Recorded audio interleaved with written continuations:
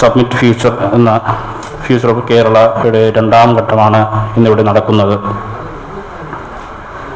Session 3-ൻ്റെ വിഷയം labour force and knowledge society എന്നതാണ്. ഈ വിഷയത്തിൻ്റെ സ്വാഗതം ആശംസിക്കുക എന്നതാണ് എൻ്റെ കർത്തവ്യം. ആദ്യമേ തന്നെ സ്വാഗതം ആശംസിക്കാനുള്ളത് ഈ യോഗത്തിൻ്റെ മോഡറേറ്ററായിട്ടുള്ള doctor MG Manoj, assistant professor of CUSAT ആണ്. സാറിനെ ഏറെ സ്നേഹപൂർവ്വം സ്വാഗതം ചെയ്തുകൊള്ളുകയാണ്. കേരള സ്റ്റേറ്റ് പ്ലാനിംഗ് ബോർഡിൻ്റെ വൈസ് ചെയർമാനായിട്ടുള്ള പ്രൊഫസർ VK രാമചന്ദ്രൻ സാറിനെ ഏറെ സ്നേഹപൂർവ്വം ഈ യോഗത്തിലേക്ക് സ്വാഗതം ചെയ്തുകൊള്ളുകയാണ്. അടുത്തതായി സ്വാഗതം ചെയ്യാനുള്ളത് കേരള സ്റ്റേറ്റ് പ്ലാനിംഗ് ബോർഡിൻ്റെ മെമ്പറായിട്ടുള്ള പ്രൊഫസർ മൃദുല ഈപ്പനെയാണ്. അടുത്ത ഏറെ സ്നേഹപൂർവ്വം ഈ യോഗത്തിലേക്ക് സ്വാഗതം ചെയ്തുകൊള്ളുന്നു. അടുത്തായി സ്വാഗതം ചെയ്യാനുള്ളത് പ്രൊഫസർ ഗണേഷ് സാറിനെയാണ്. സാറിനെ ഏറെ സ്നേഹപൂർവ്വം ഈ യോഗത്തിലേക്ക് സ്വാഗതം ചെയ്തുകൊള്ളുന്നു. അടുത്തതായി സ്വാഗതം ചെയ്യാനുള്ളത് റിസർച്ച് സ്കോളർ യൂണിവേഴ്സിറ്റി ഓഫ് കേരളയുടെ തോട്ട്സ് ഓഫ് ടൈംസ് ആണ് ശ്രീ D. അനിൽകുമാറിനാണ്. അനിൽകുമാറിനെ ഏറെ സ്നേഹപൂർവ്വം ഈ യോഗത്തിലേക്ക് സ്വാഗതം ചെയ്യുന്നു.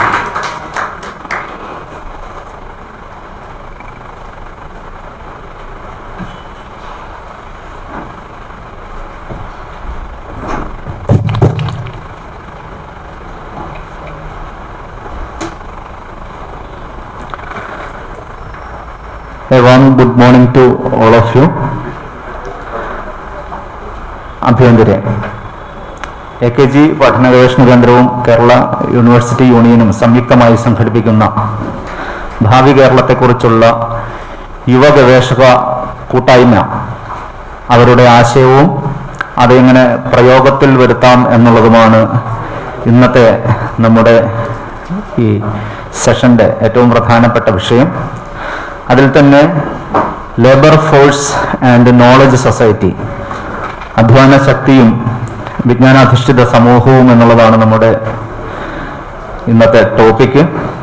ഇതിൽ പങ്കെടുക്കാനെത്തിയിട്ടുള്ള ആസൂത്രണ ബോർഡ് വൈസ് ചെയർമാൻ ആദരണീയനായ professor Ramendran sir, professor Ganesh sir, Mridul Eapen madam, അതുപോലെ ഇവിടെ പേപ്പറുകൾ അവതരിപ്പിക്കാനെത്തിയിട്ടുള്ള ഡെലിഗേറ്റ്സ്, വളരെ സജീവമായ ചർച്ചകൾ കൊണ്ട് ഈ ആശയത്തെ നമുക്ക്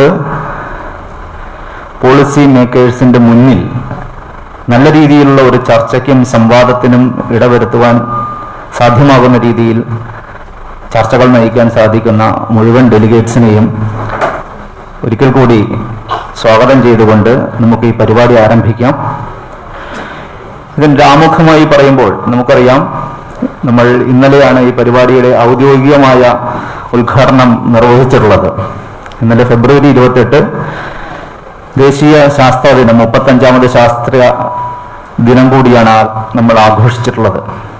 വളരെ യാദൃശ്ചികമെന്ന് പറയട്ടെ, ആ ശാസ്ത്ര ദിനത്തിൻ്റെ മുദ്രാവാക്യവും future of science, technology and innovation, impact on education, skill and work എന്നുള്ളതാണ്. അപ്പം നമ്മളുടെ ഈ ടോപ്പിക്കുമായി ചേർന്ന് പോകുന്ന ഒരു കാര്യം തന്നെയാണിത്. എവിടെയും വർക്ക് ഫോഴ്സ് അല്ലെങ്കിൽ ലേബർ ഫോഴ്സ് എന്ന് പറയുന്നത് ഇന്നലെ സഖാവ് തോമസ് ഐസക് പറഞ്ഞതുപോലെ തന്നെ പ്രൈമറി പ്രൊഡക്ഷനായി തന്നെ, അല്ലെങ്കിൽ ഒരു പ്രൈമറി പ്രൊഡക്റ്റീവ് ഫോഴ്സായി തന്നെ നിലനിൽക്കുകയാണ്. നമുക്കറിയാം, കേവലം ഇൻഫർമേഷൻ സൊസൈറ്റി എന്നുള്ള ആശയത്തിൽ നിന്നും അതിനെ ഒരു വാല്യൂ ആഡഡ് പ്രോഡക്റ്റ് അല്ലെങ്കിൽ വിജ്ഞാനാധിഷ്ഠിതമായ ഒരു സമൂഹവും ആ സമൂഹം പുഷ്ടിപ്പെടുന്നതിനാവശ്യമായിട്ടുള്ള ക്രിയേറ്റിവിറ്റി, ഇന്നൊവേഷൻസ്, ഇതൊക്കെയാണ് യുവതയിൽ നിന്ന് നമ്മുടെ നാട് പ്രതീക്ഷിക്കുന്നത്. ഇന്നലെ ഉദ്ഘാടന പ്രസംഗത്തിൽ തന്നെ മുഖ്യമന്ത്രി പറയുകയുണ്ടായി, നമ്മുടെ നാട്ടിലെ നല്ല ഉന്നത വിദ്യാഭ്യാസം ലഭിച്ചിട്ടുള്ള യുവാക്കൾ പോലും നമ്മുടെ തൊഴിൽ വിപണിയിലേക്ക് വരുമ്പോൾ കോമ്പറ്റീറ്റീവ് അല്ലാതാവുന്നു എന്നുള്ള ഒരു സമൂഹ യാഥാർത്ഥ്യവും കൂടി ഇന്ന് നിലവിലുണ്ട്. കേരളത്തെ സംബന്ധിച്ച് ഇന്ത്യയിൽ തന്നെ ഏറ്റവും അധികം മനുഷ്യ വിഭവശേഷിയുള്ള ഉന്നത രീതിയിൽ ഐക്യമുള്ള കുട്ടികളാണ് നമ്മുടേത്. എങ്കിൽ പോലും കോമ്പറ്റീറ്റീവ് ആയിട്ടുള്ള ഒരു വിപണിയിൽ അല്ലെങ്കിൽ കമ്പോളത്തിൽ നമ്മൾ പരാജയപ്പെടുന്നുണ്ടെങ്കിൽ, ഹൈ റേറ്റ് ഓഫ് അൺഎംപ്ലോയ്മെന്റ് എന്നുള്ള ഒരു വസ്തുത നിലനിൽക്കുന്ന ഈ സാഹചര്യത്തിൽ യുവതയുടെ ഈ കഴിവിനെ, ബൗദ്ധികമായ ആ കഴിവിനെ നമുക്ക് എങ്ങനെ തിരിച്ച് സമൂഹത്തിന്റെ ഉന്നമനത്തിനു വേണ്ടി കൊണ്ടുവരുവാൻ സാധിക്കുമെന്നുള്ള ക്രിയാത്മകമായ ചർച്ചയായിരിക്കണം നമ്മൾ ഈ വേദിയിൽ നടത്തേണ്ടത്. അതോടൊപ്പം തന്നെ തികച്ചും വൈരുദ്ധ്യാത്മകമായ ഒരു ചോദ്യം കൂടിയുണ്ട്. കമ്പോളാധിഷ്ഠിതമായ ഒരു സമൂഹത്തിന് വേണ്ടിയാണോ നമ്മൾ കുട്ടികളെ, അവരെ ഒരു പ്രോഡക്റ്റായിട്ട് ഇറക്കുന്നത് എന്നുള്ളൊരു ചോദ്യം കൂടിയുണ്ട്. എന്തായാലും നമ്മുടെ വിദഗ്ധരായിട്ടുള്ള പാനലിസ്റ്റ് അതിനുള്ള ഉത്തരം കൂടി തരും എന്നുള്ള കാര്യത്തിൽ യാതൊരുവിധ സംശയവും വേണ്ട. ഈ പരിപാടിയിൽ 3 പ്ലീനറി ടോക്കാണുള്ളത്. Ramendran sir, professor Mridul Eapen, professor KN Ganesh. അതിനുശേഷം നമുക്ക് ഒരു ലൈവ് ഇന്ററാക്ഷൻ കൂടിയുണ്ട്. ഇവർക്ക് തിരക്കൊന്നുമില്ല എന്നുണ്ടെങ്കിൽ നമുക്ക് ഏറ്റവും അവസാനമായിട്ട് പരിപാടി അവതരിപ്പിക്കാം. കാരണം ഒരു 7 പേപ്പർ പ്രസന്റേഷൻസ് കൂടിയുണ്ട്. 6 ഓഫ്ലൈനാണ്, 1 ഓൺലൈനാണ്. ആദ്യം പ്ലീനറി ടോക്കാണ് തുടങ്ങുന്നത്. Okay, it's okay. Paper present ചെയ്യുന്നവർ റെഡി ആണെങ്കിൽ നമുക്ക് ആദ്യം പേപ്പർ തന്നെ പ്രസന്റ് ചെയ്യാം, അതിനുശേഷം പ്ലീനറി ടോക്ക് ആവാം. എന്നിരുന്നാലും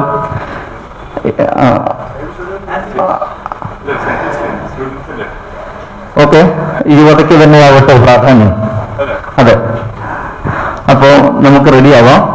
അപ്പൊ നമുക്ക് ഇന്ന് സമാപനമായതുകൊണ്ട് തന്നെ നാളെ പണിമുടക്കുള്ളത് കൊണ്ട് സമയത്തിന് തന്നെ തീർക്കണം എന്നുള്ള ഒരു നിർദ്ദേശം വന്നിട്ടുണ്ട്. അപ്പോൾ പേപ്പർ പ്രസന്റ് ചെയ്യുന്ന ആൾക്കാർക്ക് 10 മിനിറ്റാണ് സമയമുള്ളത്. നമുക്ക് we have to stick to the time. So what I would do, ഒരു 8 മിനിറ്റ് ആകുമ്പോൾ ഞാനൊരു ടൈമർ അടിക്കാം. അപ്പൊ നിങ്ങൾ വൈൻഡപ്പ് ചെയ്യേണ്ട സമയം പിന്നെ 2 മിനിറ്റ് മാത്രമേ ഉള്ളൂ. ഒരുപാട് പരത്തി പറയാതെ നമുക്ക് ആ വിഷയത്തിന്റെ ക്രീമിലേക്ക് പെട്ടെന്ന് കടന്നു വരണം. അതോടൊപ്പം തന്നെ ഒരു കാര്യം സൂചിപ്പിക്കാനുള്ളത്, ഈ ആശയം നമ്മുടെ പോളിസി മേക്കേഴ്സിന് എങ്ങനെ ഉപകാരപ്പെടുമെന്നുള്ള ഒരു ഒറ്റ വാക്കുള്ള ഒരു സംഗ്രഹം കൂടി ചേർത്തുകൊണ്ട് നിങ്ങൾ അവസാനിപ്പിക്കുകയാണെങ്കിൽ അത് വളരെയധികം ഗുണകരമായിരിക്കും എന്നുള്ളതാണ് എൻ്റെ ഒരു നിർദ്ദേശം.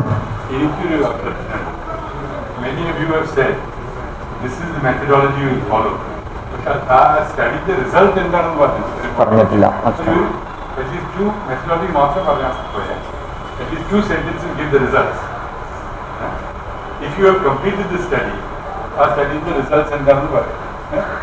സാറിന്റെ സജഷൻ എല്ലാവരും കേട്ടിട്ടുണ്ടെന്ന് വിചാരിക്കുന്നു. നിങ്ങളുടെ മെത്തഡോളജി, അതിന്റെ ഇംപ്ലിക്കേഷൻസ്, അതാണ് ഏറ്റവും പ്രാധാന്യം. With this one I invite Dr.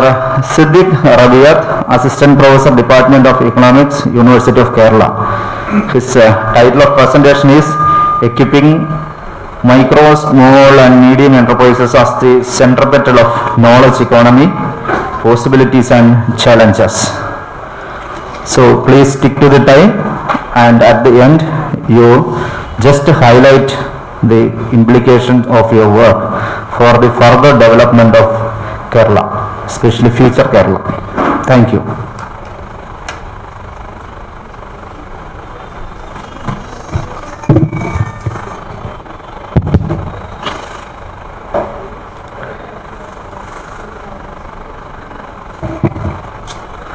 Good morning. First of all, let me thank the organizer for giving this opportunity, especially AKG Study and Research Center, and organizing a wonderful session. So what I am going to speak today is equipping MSME as a centripetal of knowledge economy, possibilities and challenges. So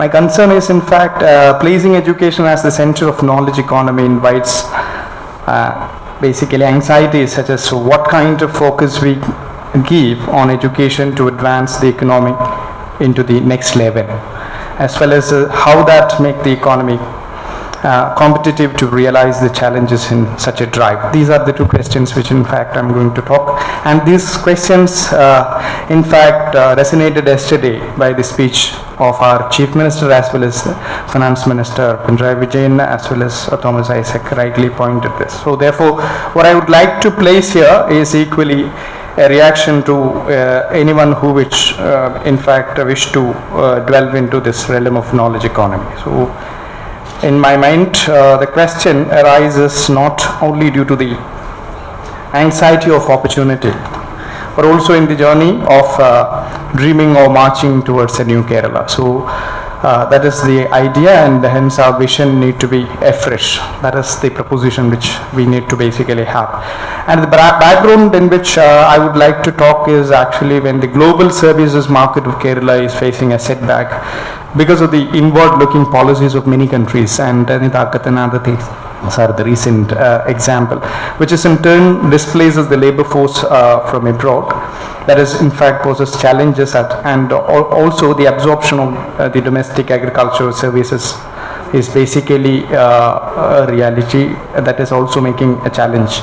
But I don't think that it is impossible, but still it is a challenge. However, the skill as well as the knowledge of this workforce may be used as an entrepreneurial category, which in fact lacks Kerala considerably at this point. And in order to have an effective utilization of this, the gateway of attracting them into the industry, especially MSME, are a high possibility. So that is the possibility where we have to basically look into. And the MSME Facilitation Act of 2019, which was passed in December 7, 2019, perhaps open a new avenue in this regard. So, but it is just the act is yet to in fact mold. So, according to the looking ahead seminar which was conducted last year by the planning board, in that Elangovan, the principal secretary, in fact reported that there are 7,000 enterprises taken advantage of this facility of 2019 Act. In his view, around 47% of the total MSME are started during this current government, which is indeed open a new possibility of enterprises in Kerala. So this is also a possibility in that sense. So during the COVID-19 pandemic, the growth in fact rationalizes the possibility where we have seen many new enterprises coming up, and the entrepreneurial part is a good sign providing the potential of the sector. So what is the prospect of the sector? And to understand the potential, let's look into the overall performance of MSME.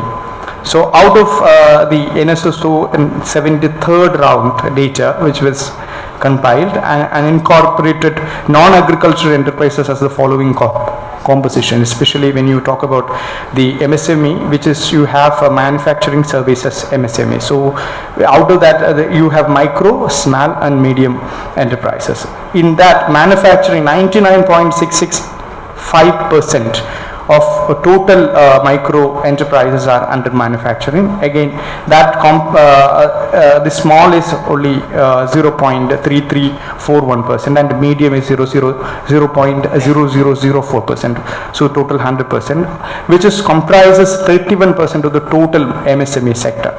So that is the manufacturing MSMEs, whereas services MSMEs constitute 68.41%, where the composition of micro is 99.37% and the rest is by the small as well as the medium.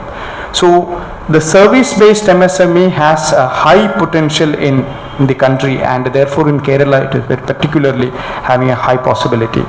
However, the exploitation of the possibility of extending the manufacturing realm is a crucial point which I would like to advance. So, unless we do a concerted effort in this regard, the prospect of Kerala getting the bus of manufacturing remains a mirage.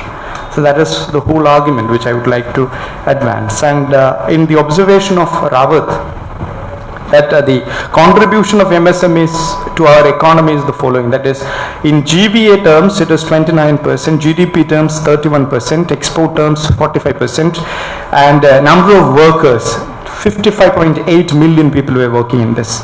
And again, national industrial output, it is comprises about 45% in the national level, and industrial employment, it is around 70% of the total industry, and employment generation is around 125 million. So the sectors is having so high potential in that sense, after agriculture in fact. So what are the challenges which we do have in the sector?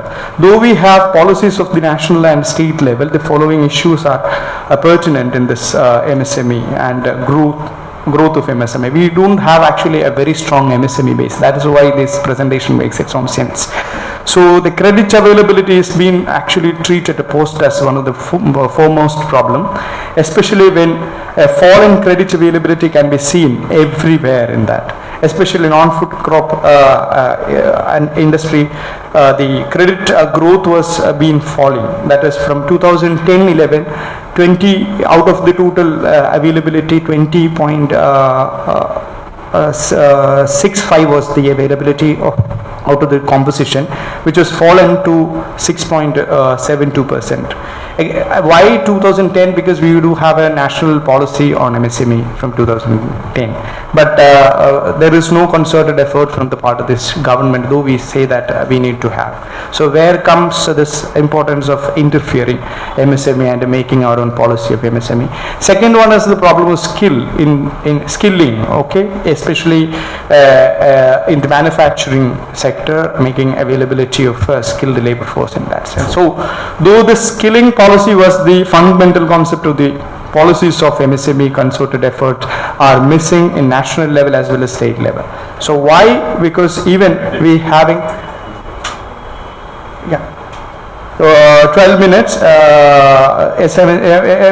SME is nothing happening. That is, you have actually 12 key points. That is, you immediately get loans. Everything is on paper, but nothing is happening because there is no effort which was from the part of the government, other than just making. All these efforts are meaningless because there is no particular intervention from the part of the government. Especially the third one is actually the challenges of technology and international competition, especially in the light of artificial intelligence, robotics and nanotechnology, which is actually makes manufacturing a new system. In that context, what is actually our prospect? So this is what is, especially this is based on the report of the PM Task Force on MSME 2010, and where they posed this as the challenge, but I see that that is actually not the challenge but the opportunity.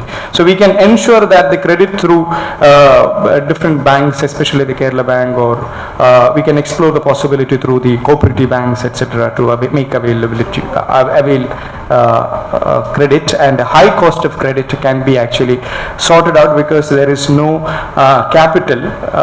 required capital. But if you have a kind of Kudumbashree where the credit availability for them is very cheaper because of the concerted effort. Again, I'll conclude. The collateral requirements again is a problem. And here this can be also been basically sorted out by the very principle of collective credit availability. So if it is collective and cooperative type, the issue of collateral requirement hardly matters in that sense. Again, the Chinese case which we can actually get ourselves inspired, that is the Cultural Revolution, which made your backyard as an industrial hub. So this is what is actually the idea. Having a superb infrastructure such as water, power, road, etc., we can be a leader in this regard. So low tech is required, so can be cost effective, especially if we skill people to manufacture future products such as solar battery components, etc., as an example, which we can in fact think of. And a relatively educated and heavily technological access, the issue of skilling them basically requires a concerted effort from the part of it. So the effort of the government is very, especially when you speak that we are here for to make our youth to skill. At the same time, you can also have an organized labor force which you can equip, as well as you can basically look for to have a new Kerala. That would be the future. That is what I feel, that having an organized labor force and same flair of enterprising, Kudumbashree can be skilled, and perhaps Kerala can be dream as a manufacturing hub. With this, let me conclude. Thank you. Thank you so much.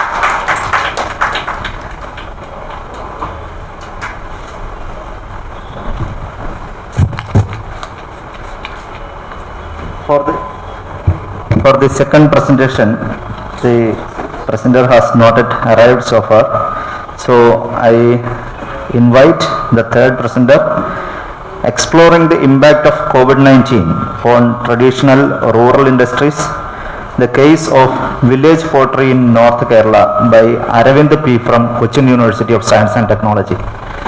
So it's once again a request for the presenters. നിങ്ങളുടെ പ്രസന്റേഷൻ്റെ അവസാനം ഒരു one line, what is the highlight of the study? മലയാളത്തിൽ പറഞ്ഞാലും മതി, കുഴപ്പമില്ല. പക്ഷേ നമ്മൾ ഒരു ടിപ്പിക്കൽ വേ ഓഫ് കോൺഫറൻസ് പ്രസന്റേഷനിൽ without passing to the minds of people it will not be worthwhile. So നിങ്ങൾ അവസാനം മലയാളത്തിൽ പ്രസന്റ് ചെയ്യുന്നവർക്ക് അങ്ങനെ ചെയ്യാം, കുഴപ്പമൊന്നുമില്ല. പക്ഷെ ഹൈലൈറ്റ് പറയണം, മസ്റ്റാണ്.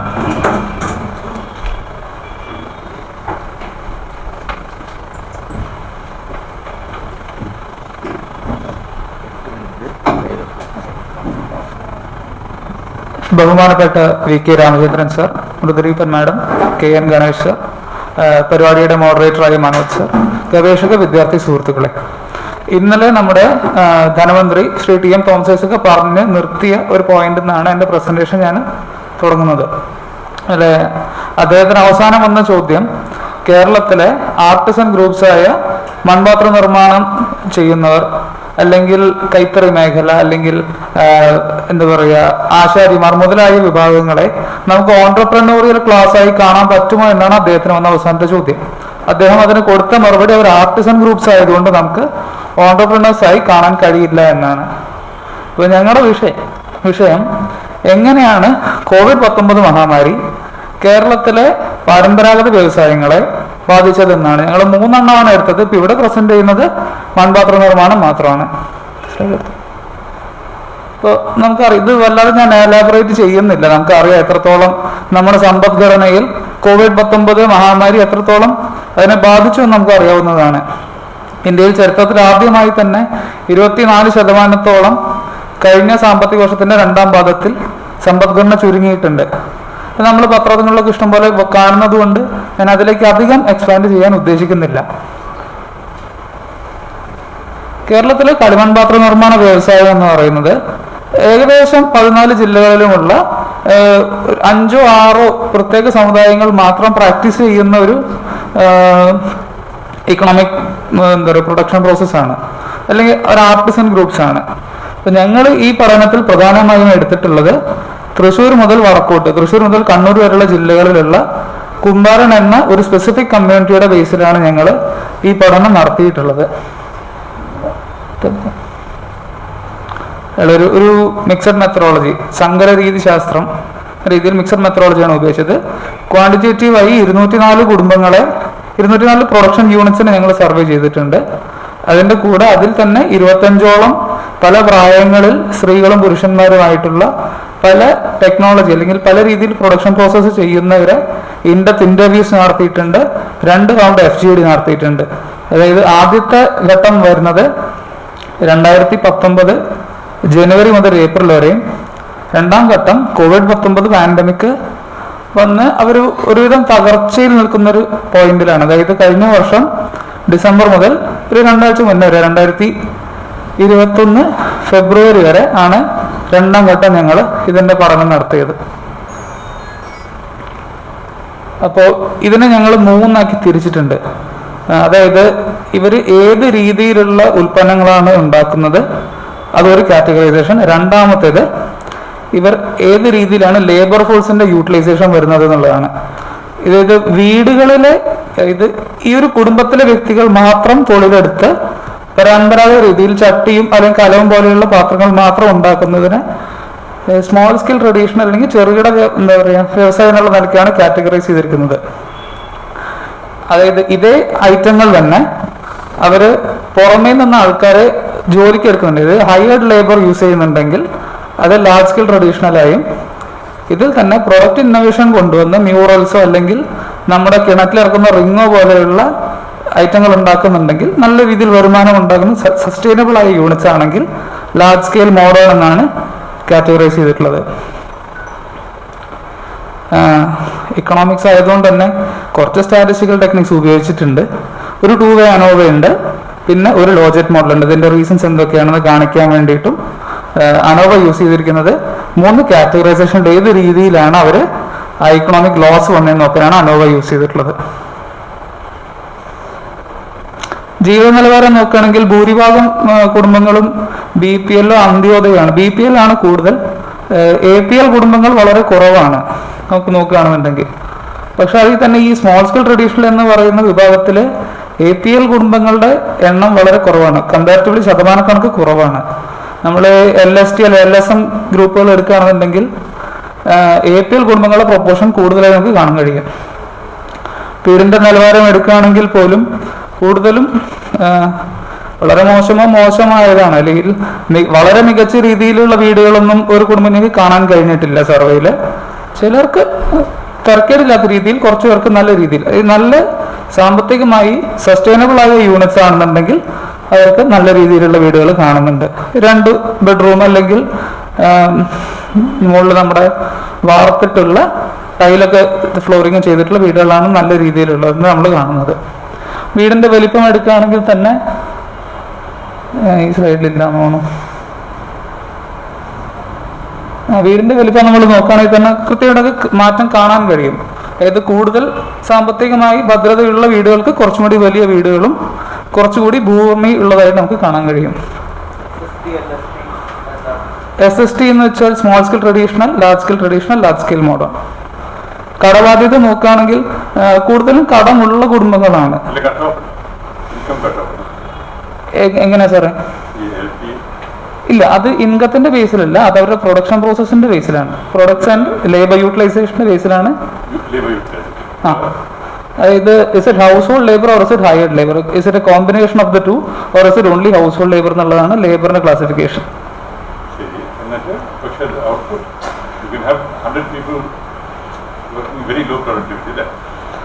That is possible, പക്ഷേ ആ നിലയ്ക്ക്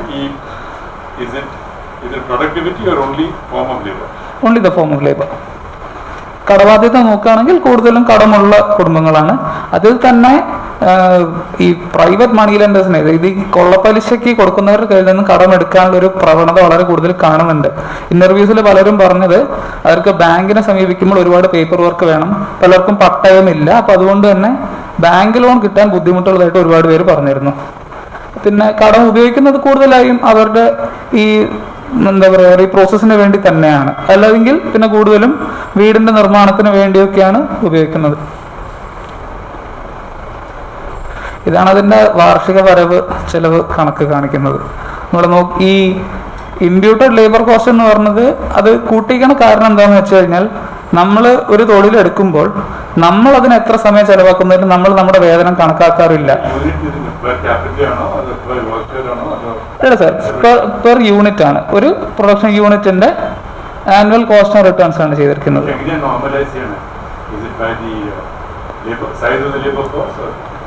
അല്ല, ആ പ്രൊഡക്റ്റിന്റെ, അതായത് ഇവര് കൃത്യമായി കണക്ക്. ആ സാർ,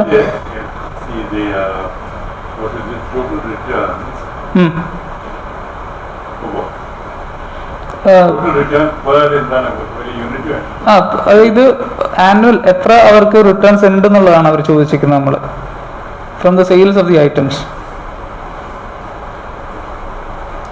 അപ്പോൾ നമ്മൾ ഈ ഒരു ഫിഗർ നോക്കുകയാണെന്നുണ്ടെങ്കിൽ സാമ്പത്തികമായി അത്ര മെച്ചപ്പെട്ട നിലയിലുള്ള കുടുംബങ്ങളല്ല എന്നാണ് കാണാൻ കഴിയുക.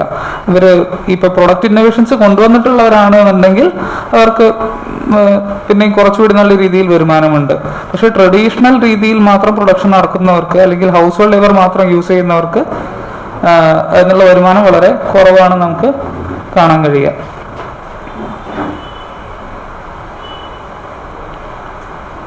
സർ, സ്ലൈഡ് ചേഞ്ച് ചെയ്തോട്ടെ, ചേഞ്ച് ചെയ്തു. അപ്പോൾ ഇതാണ് നമ്മൾ gross monthly income, net monthly income. Gross monthly income എന്ന് വെച്ച് കഴിഞ്ഞാൽ അവർ ഒരു വർഷത്തെ റിട്ടേൺസ് നമ്മൾ 12 മാസങ്ങളിലേക്ക് 12 കൊണ്ട് ഹരിച്ചിട്ട് കിട്ടുന്ന ഫിഗറാണ്. അതിൽ നിന്ന് അവർ ഇമ്പ്യൂട്ടഡ് ലേബർ കോസ്റ്റ് കുറയ്ക്കുകയാണെന്നുണ്ടെങ്കിൽ നമുക്ക് നെറ്റ് മന്ത്ലി റിട്ടേൺ കിട്ടും. അപ്പോൾ ആ നിലയ്ക്കാണ് നമ്മൾ കാണുന്നത്. ഇത് നമ്മൾ അതിൻ്റെ എത്രത്തോളം ഈ ഇൻകത്തിൻ്റെ ഷോർട്ട് ഫോൾ വ്യത്യാസം ഉണ്ടെന്നാണ് നോക്കിയിട്ടുള്ളത്. വളരെ സിമ്പിളായ ഒരു ഗ്രാഫാണ്. അതിൻ്റെ ആവറേജ് വേരിയബിൾസ് നമ്മൾ ആ ഗ്രാഫിൽ കാണുന്നുണ്ട്. അതായത് ഓരോ വിഭാഗത്തിനും എന്താ പറയുക, നഷ്ടം കൂടുന്നതിനനുസരിച്ചിട്ട് റിക്കവറി ചെയ്യാനുള്ള സമയം കൂടുതലായി എടുക്കേണ്ടതെന്നാണ് നമുക്ക് കാണുന്നത്. അവരോട് തന്നെ സെൽഫ് റിപ്പോർട്ടഡ് ചോദിച്ചാണ് എത്ര സമയം നിങ്ങൾ എക്സ്പെക്ട് ചെയ്യുന്നുണ്ടെന്നാണ് ചോദിച്ചത്. ഇതൊരു നോർമലൈസേഷൻ, ഇത് പ്രീ പാൻഡമിക് ലെവൽസിലേക്ക് വരാൻ എത്ര സമയം എടുക്കും അവരുടെ കാൽക്കുലേഷൻ എന്നാണ് ചോദിച്ചത്. ഇതൊരു ലോജിക് എസ്റ്റിമേറ്റ് ആണ്. ഏറ്റവും കൂടുതൽ ഇമ്പാക്റ്റ് ഉണ്ടാക്കുന്ന ഫാക്ടേഴ്സ് ഏതൊക്കെയാണെന്നാണ് നോക്കിയത്. കൂടുതൽ ഫാക്ടേഴ്സ് ഉണ്ടായിരുന്നു. ഏറ്റവും മികച്ച ഫിറ്റായിട്ടുള്ള മോഡലാണ് നമ്മളിത് മോഡൽ എടുത്തേക്കുന്നത് ഈ പേപ്പറിലേക്ക്. ഡിപ്പെൻഡന്റ് വേരിയബിൾ, അതായത് whether they wish to continue with pottery or not, ഇത് in spite of being a loss making activity. അപ്പോൾ അവർക്ക് ഫിനാൻഷ്യലി സ്റ്റേബിൾ അല്ലെങ്കിൽ പോലും അവർ ചെയ്യുമോ ഇല്ലെന്നാണ് ചോദിച്ചത്. ഏറ്റവും ക്രിട്ടിക്കൽ ഫാക്ടേഴ്സായി കിട്ടിയത് അവരുടെ BPL അല്ലെങ്കിൽ അന്ത്യോദയ സ്റ്റേറ്റസും, മറ്റേത് ഇവരുടെ ഈ വിശ്വാസമായി ബന്ധപ്പെട്ട് ചെയ്യുന്നതാണോ, അതിനൊരു പ്യൂർലി ഇക്കണോമിക് പ്രോസസ്സായി കാണാതെ അവരുടെ വിശ്വാസങ്ങളുടെ ഭാഗമായി അവരുടെ ഒരു കുലത്തോടിൽ നിന്ന് ഒരു സെന്റിമെന്റിന്റെ പുറത്ത് ചെയ്യുന്നതാണെന്നുണ്ടെങ്കിൽ അവർ ഈ പ്രവൃത്തിയിലേക്ക് നിൽക്കാനുള്ള സാധ്യത കൂടുതലാണെന്നാണ് കണ്ടത്. എടുത്തോ.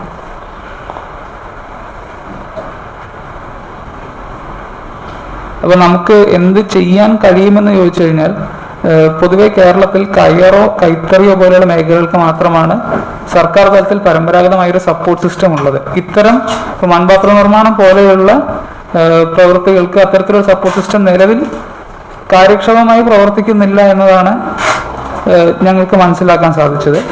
അപ്പോൾ ആ രീതിയിൽ മികച്ച രീതിയിൽ ഒരു ടെക്നോളജിക്കൽ ചേഞ്ച് കൊണ്ടുവരാനും അതിന് പുതിയ ടെക്നിക്സ് ഉപയോഗിക്കാൻ അവർക്ക് ട്രെയിനിങ് കൊടുക്കുക വഴിയും ഇവരെ നമുക്ക് സംഘടിക്കുന്ന രീതിയിൽ കൊണ്ടുവരാനും, അല്ലെങ്കിൽ സഹകരണ മേഖലയുടെ ഇൻവോൾവ്മെന്റിലൂടെയൊക്കെ ഇത്തരം തൊഴിൽ ചെയ്യുന്ന വിഭാഗങ്ങളെ മുന്നിലേക്ക് കുറച്ചുകൂടി സാമ്പത്തികമായി മുൻപോട്ട് കൊണ്ടുപോകാൻ പറ്റുമെന്നാണ് ഞങ്ങൾക്ക് ഈ പഠനത്തിലൂടെ തോന്നിയിട്ടുള്ളത്. Thank you. Thank you Aravind. Neetha Susan David എത്തിയിട്ടുണ്ടോ? ആണോ? ഇല്ല. എങ്കിൽ അടുത്ത presentation, integrating youth associations in tourism development, a new model to resolve the tragedy of anti-commons in post pandemic era by Nabeela Hanif.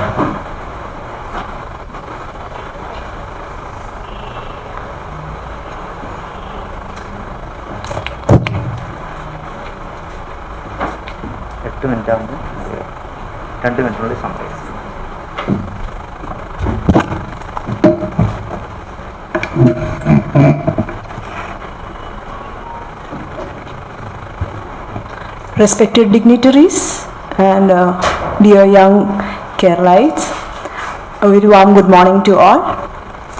So the topic that I am going to discuss today is integrating youth associations in tourism development, a new model to resolve the tragedy of anti-commons in post-pandemic era. So first of all, this is a conceptual paper attempting to explain the global phenomenon of tragedy of anti-common in a local context. So this idea can be implemented in many areas, but here I am restricting to the area of tourism, where we can find out both commons and anti-commons. There is a strong presence of both commons and anti-commons over here, and this can be taken up for the youth for filling the knowledge gap for your further studies also. Next slide. So what is tragedy of commons? Tragedy of commons was first mentioned by the British economist William Foster Lloyd in 1833, and it was revived by the ecologist Garrett Hardin in 2003. So it says that overconsumption of a free good or a good with a lot of honors will ultimately lead to depletion or destruction of that particular resource. So he had taken the example of cattle grazing in a pasture land, which led to actually the depletion of the entire pasture land. So what it means is that numerous right holders combined consumption exceeds the capacity of a resource, and it will lead to depletion or destruction of the resource. So there is free rider program and also overconsumption over here, and the notion of privatization with ownership rights came with the tragedy of commons. Next slide please. Okay. And then comes tragedy of anti-commons. Now this is exactly opposite of tragedy of commons. This means the problem arises when there exists multiple rights to exclude. So this idea was developed by Nobel laureate Michael A. Heller, and he found out from his research work on disappointing experiences with efforts to shift the erstwhile USSR or Russian socialist economy to market institutions. So what it means is that people underuse scarce resource because there are too many owners who block each other and they have too many rights on this particular resource. So this is measured as a non-realized economic value, or in simple term there is wastage. Next slide please. So the duality. So I am representing tragedy of commons and tragedy of anti-commons over here. In tragedy of commons, there is no owners, a few owners, a lot of owners, and there is overuse of resources. And in tragedy of anti-commons, there is many owners and there is underuse of resources. So what Michael Heller says is that underuse is just as costly as overuse of resources because there is wastage. Next slide. Now, James Buchanan and Yong J. Yoon, two professors from George Mason University, they brought in symmetric tragedies. That is, they combined the tragedy of commons and anti-commons, and they used an algebraic and geometric illustration with the help of prisoner's dilemma and Nash equilibrium, and a model is given over here. Next slide. Okay, so the model over here, as Michael Heller say, is to actually combine the commons with the resource and take it to the anti-commons. Okay, so I am omitting the mathematical interpretation over here due to time constraints. Let's move on to the next slide please. Let's come on to the concept that I want to introduce over here with the help of these theory. So tourism industry, as you know, is one of the worst hit industries due to COVID-19, and according to OECD report, it says that around 80% tourism, international tourism fell in 2020, and all those cities or destinations that relied on international business and events are worst hit rather than the coastal or rural areas. And the news of vaccines, yes, it has instilled hope over us, but then a good wave of tourists can be expected only after the end of 2021. Next slide please. Okay, now how am I going to integrate youth and tourism over here? So we know that travel industry actually, in India, youth travel is actually very important market segment. As I have given, around 356 million youth is present in India, and we have the largest youth population, like more than what is there in China. All right. So how am I going to model over here? So we are going to take the unrepresented energy of youth to the resource, that is tourism, and we're taking it to the industry, that is the anti-commons, where there is lot of restrictions or rules and many other corporates owning the industry. So we are going to take or channelize the youth of the youth in tourism industry through the through this anti-common and tragedy of commons symmetry. Next slide please.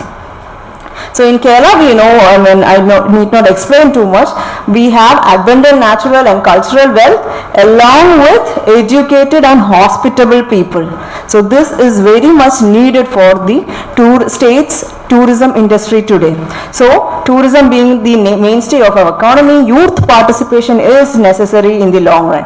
And what can be done? Youth organizations with proper data bank can channelize its members to take up skill-based activities to promote internal and international tourism.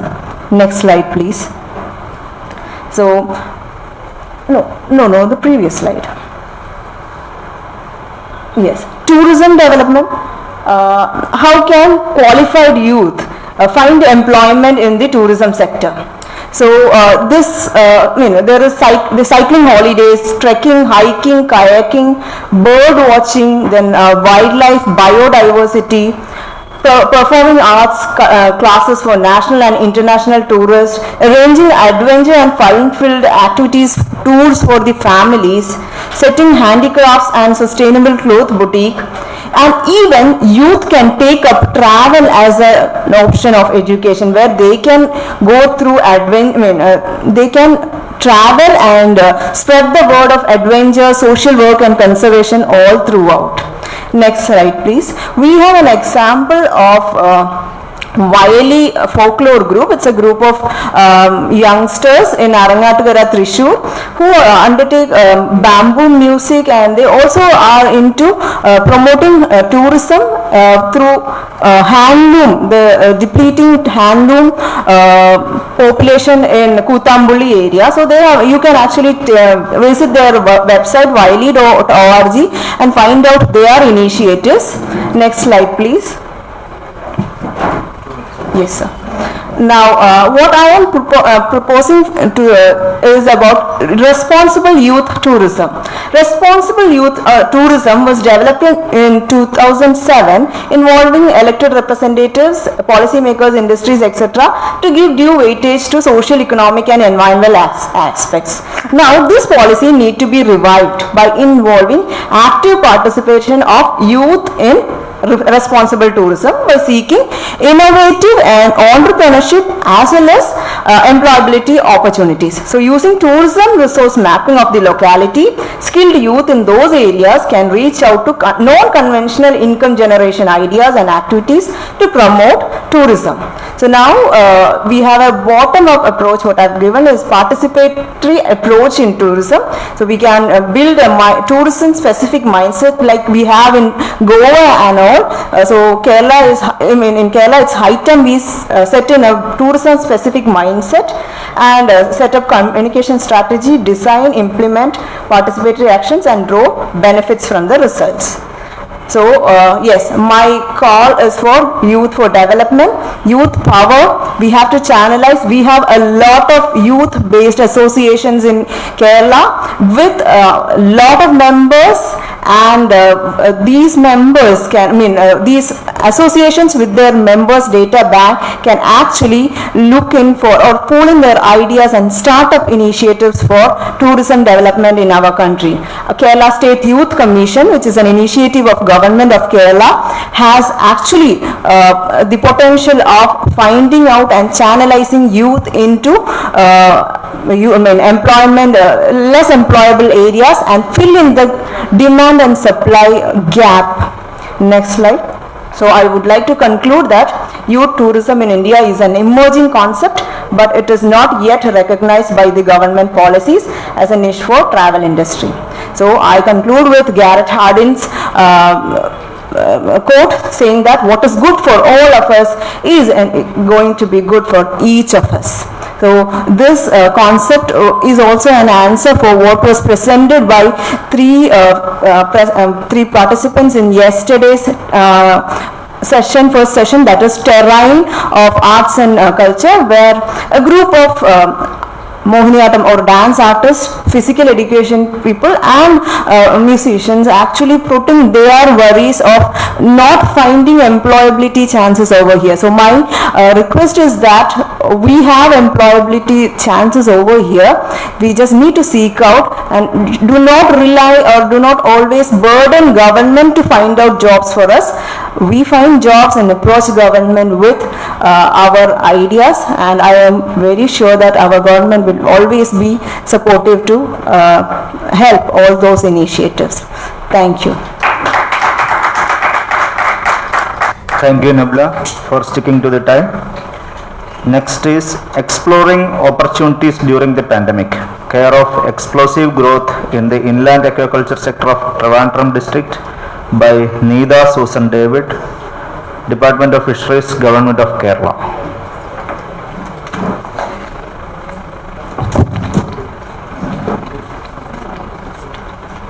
Needa Etil. Oh, sorry.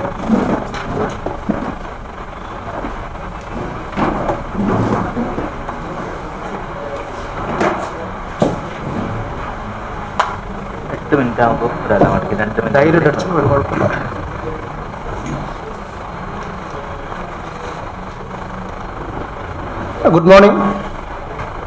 So, this is about the growth of inland aquaculture in Trivandrum district during the pandemic. Quite contrast to many other sectors, aquaculture sector had a explosive growth in our state. Next slide. So, for those who know, those who are new to Pramod, Kiran. Last one. So, for those who are new to aquaculture, it is production of aquatic plants and animals in a controlled environment. And for our country, we are famous for culture of carps. In the North India and in South India, we are basically farmers of shrimps on both the coast, east and west coast. And in Kerala, we have a traditional shrimp aquaculture system. Then later we had a scientific aquaculture of shrimps. And recently we are diversified our system and we have been culturing a lot of varieties of fin fishes. Next slide. This is the aquaculture production. This is the total production of fish in Trivandrum district, inland production of Trivandrum district from the handbook produced by the Fisheries Department for the last 5 years. 2020 is 1920 is not there. So our production is somewhere around 2,500 kilograms per year. Next slide. Coming to the background of the work, we observed a huge activity, interest in aquaculture sector during the lockdown, and two things we knew. One is there was shortage of fish, no fishing was allowed in the sea. There were marketing issues of marine fishes in many places, and then our people were sitting free at home, so they were able to engage into these activities. The objective of the work was to understand the perspective of the new farmers who entered into this venture, and the methodology was followed a personal interview for based on a very specifically prepared questionnaire which was pre-tested also. Next one. So as we were all using social media during this lockdown period, so we started with that, and more than 50%, more than 80% of our respondents used social media for more than 2 hours per day. And the information regarding the introduction to this subject, this topic of aquaculture, came either through friends or from YouTube videos, which usually describe success stories.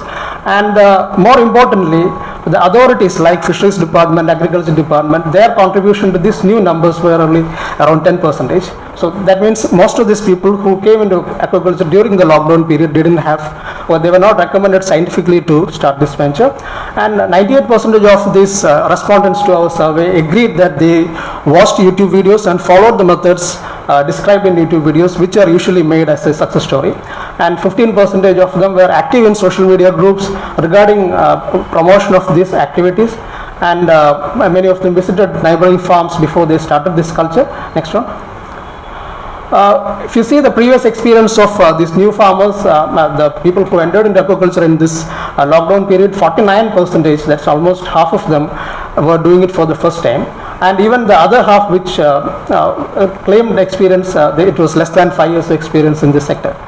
Most of them was having experience less than 5 years. Next one. Now, wherever this culture conducted, it was in different kind of different variety of aquaculture systems, water holding systems like silpoline tanks, biofloc, which is a new technology, recirculatory aquaculture, and another new technology which came. During the pandemic. Yeah, all these practice came in. All of these facilities were after the pandemic. They installed it after the pandemic. No, our study was concentrated on this, sir. Who installed this during the pandemic? Okay, so all of these, particularly the sea. So these technologies were already there. Technologies were there. But the Adoption happened during the actual pandemic. facilities were set up during the pandemic. Yeah, adoption happened during the pandemic. Next one. Now, coming to the species diversity of fishes used for aquaculture in Trivandrum, before the pandemic, it was mostly the indigenous carps like Katla, Rohu, Mridul. Many of you may be familiar with these names. Next one. But during the pandemic, when people started aquaculture, it was tilapia, basa, and nutter. All these species, which I put pictures, are all exotic species, not of Indian origin. Mostly promoted, like they come from Bangladesh and other places. The seeds come from outside the country. The gift tilapia comes from outside. There are sources within India, but most of our farmers could not get this, so they used other private suppliers to get it, and they get it from Bangladesh. Next one. Coming to the investment part, the farmers were not ready to disclose exactly how much they spent, so we had to make an estimate of the total investment. We classified the farmers based on the kind of investment, level of investment they gave us, and then we made an estimate, and during that 4 months of time, this was the sum spent in the aquaculture sector in Trivandrum district alone, which is about 1.1 crores. Of course, it's a huge amount which we also didn't believe in the beginning, but then we could corroborate this amount with the fisheries department, because by the December last year they have distributed 60 lakhs rupees as subsidy. How many participants? We had 57 participants. So the fisheries department gave away 60 lakhs rupees as subsidy, so I think that amount is justifiable. That is only 40% of the total expenditure of the registered farmers, 60 lakhs rupees. Next slide. Now this is the estimate of total cost of feed, which is supposed to be the 60% cost of aquaculture. That was only 5,63,500. That means all the amount, remaining amount of that previously shown investment was spent in Trivandrum for the support of all those associated activities which is based in Trivandrum, for construction of the ponds, for bringing fish, for transportation, all those expenses. Next. Coming to the production, this is also an estimate from all these facilities. They can go up to make up to a production of 33,000 kilograms, 33 tons, and present price is 210 rupees per kilogram. It's an average price for different species, and they can expect an income up to 70 lakhs. Many of them have. How do you normalize this? Is it by the investment? No, this is expected production, sir. Production of fish. What is the return? What's the rate of return? No, it is not about rate of return. It's only about how much. So many of these are new technologies, and the rate of return are yet to be worked out. Total investment, what is the total return? Sir, we are too early to calculate that, because many of them are yet to harvest. So this is expected income from this investment up to 70. It can go up to 70 lakhs, but the prices can fluctuate. Fishes are produced at On that 1 crore, you're expecting 70 lakhs. Yeah, for the first year. Next slide. Now coming to the motivation behind adoption of aquaculture, income generation was the chief. 70% rate of return. Sir, no, I haven't worked on the economic set, but from the farmer's point of view, the investment is only 20% of that. For many of them, 80% is subsidy. I think the total investment you're expecting, for 1 crore you're expecting 70 lakhs basically. If the price of fish stays constant at that level, we'll get that. That is attraction, sir. Okay, income generation was the main motivation, and of course there were government employees, NRIs who took up the activity as a hobby. We requested the farmers to rank different benefits of the pandemic, benefits of aquaculture during the pandemic. Of course, the first two were highly ranked, and then the last one, that aquaculture had a role in providing physical and ensuring physical and mental health during the lockdown. It was providing a decent activity aim for the farmers. Next one. These are some other observations, like many of them hired consultants. We didn't have consultants in this sector, but there were a new generation of consultants in this sector, and they were charging sometimes very high. And because these farmers were new to this sector, they faced a lot of difficulties. They faced poaching maybe because people were sitting at home, and there was a lot of encouragement from the neighbors, from the family members.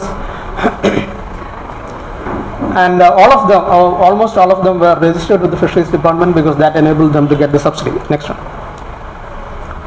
Now coming to the respondents, there were like 56% of them were in the age group of 31 to 50, and we had respondents above 60 also, including a lady more than 65 years old.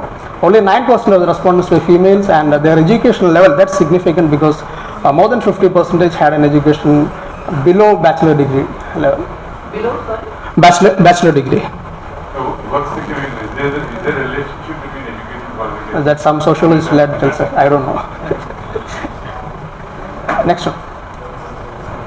And this was in Trivandrum. We observed that this was a family-based activity, predominantly family activity, where the teenagers in the home, like school-going kids, were active in this, participants of this, and only 5% people hired help for this. That means it was within the family activity, and they received good encouragement from the family members and neighbors. Next one. So this is about the recent technology. Why this was adopted? Because they are small systems, they can be made anywhere, temporary setups, no water exchange was required, agriculture tariff for electricity was provided, then a lot of subsidy from the Fisheries Department, high stocking density, high production volume, so that is attractive. We know that it is capital intensive, but the long-term sustainability, both economical and environmental, have to be worked out in course of time. Next one. Next slide. Next slide. So this was the last question asked to the farmers, whether they advise new farmers, what is their advice for the new farmers, and more than 60% said look before you leap. So they were, even though they had this high accomplishment satisfaction level after starting this, but they were all skeptic about others entering into this because it is very risky and it's a scientific business. It cannot be learned from YouTube.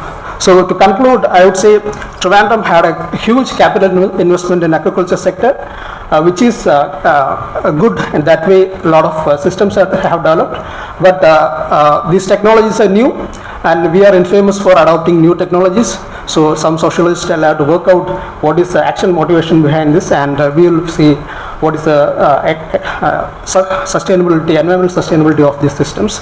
Thank you very much. Thank you, Dr. Pramod, Kiran. The fifth one in the series is Knowledge Economy, some lessons based on historical experience by Subin Dennis. He is a researcher, Tricontinental Research, New Delhi.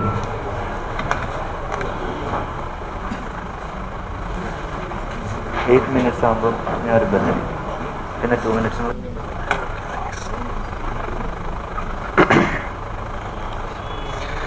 Dr. Manoj, Professor V.K. Ramachandram, Professor Mridul, Eapen, Professor Kiran, Ganesh and friends. Good morning to all. This is not a fully developed paper yet. The presentation is more aptly titled Some Thoughts on the Knowledge Economy. I might be making some points that are obvious to several people sitting here. There is no slideshow. The concept of the knowledge economy is a deeply contested one. The Cambridge economist Hajun Chang, for instance, argues that the knowledge economy is nothing new.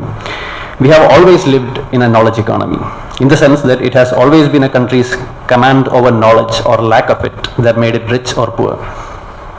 China was the richest country in the world during the first millennium because it possessed technical knowledge that others did not. Paper, movable type, gunpowder, and the compass being the most famous. The case of Britain of the 19th century is similar, he says, no doubt helped generously by colonial loot, if I might add to that. When Germany became as poor as Peru and Mexico right after the Second World War, no one suggested that it should be reclassified as a developing country, because people knew that it still had command over technological, organizational and institutional knowledge that had made it one of the most formidable industrial powers before the war. 10 years ago, in 2011, the Students' Federation of India, SFI, brought out the first volume of its research journal called Indian Researcher. This is a copy of the journal, and the theme of the volume was Knowledge in the Market Economy. One of the contributions in the volume was a note by Professor Ganesh, who is sitting here, and it was titled The Myth of Knowledge Society, Prospects of Education in a Neoliberal Context. He pointed out that workers in the process of their labor throughout history produce information about their labor processes that are consolidated into forms of knowledge. I quote, "Initially, such knowledge passes from place to place and from generation to generation through oral means, and later they were written down. We have a number of logbooks, journals, chronicles, memoirs, maps, geographies, gazetteers, thesauri, dictionaries, and encyclopedias, and places where this information is housed, such as a library or an archive. Those who had access to such information became knowledge workers in different regions and were respected and probably venerated for the same reason. Since the Industrial Revolution and with the spread of capitalism, the generation of knowledge increased several times." End quote. Now, the history of capitalism shows a tremendous increase in the pace of production of knowledge and in the spread of education. It is not a recent phenomenon. But in spite of all these, the argument that we are living in an age of knowledge societies like never before has gained traction in the recent decades. It is common to assume that it is the growth of information technology that has heralded the age of knowledge societies. And this has happened in spite of the fact that it is only a very small percentage of the workforce who are doing IT jobs. Even if you consider various other jobs that are today classified as high-tech, in high-tech manufacturing and high-tech services, the numbers are relatively small. The numbers are really interesting to look at. In the United States, science and technology, engineering and mathematics, that is STEM, occupations accounted for 6.1% of wage and salary jobs in 2016.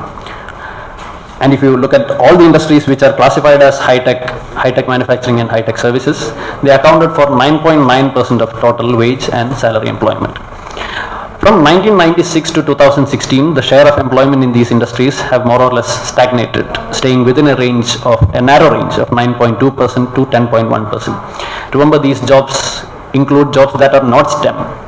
That is, people who are doing administrative jobs and cleaning jobs and maintenance and repair. All those will count. But if you look at just STEM jobs, it is 6.1%. Similarly, in 28 countries of the European Union in 2018, the high-tech sector, that is both manufacturing and services taken together, accounted for 4.1% of the total employment. But there is high visibility to the high-tech sector. In the US, it accounts for 9.9% of total employment, but its share in total output is almost double, 18.2%. This is a reflection of another important factor, the growth of inequalities, the generation of fabulous wealth for a tiny minority that has been made possible, along with the growth of this sector. Today, the most powerful monopolies in the world, that is the biggest companies by market capitalization, are digital monopolies: Microsoft, Apple, Amazon, Alphabet, which owns Google, Facebook, Alibaba, Tencent. Naturally, their owners are among the richest people in the world.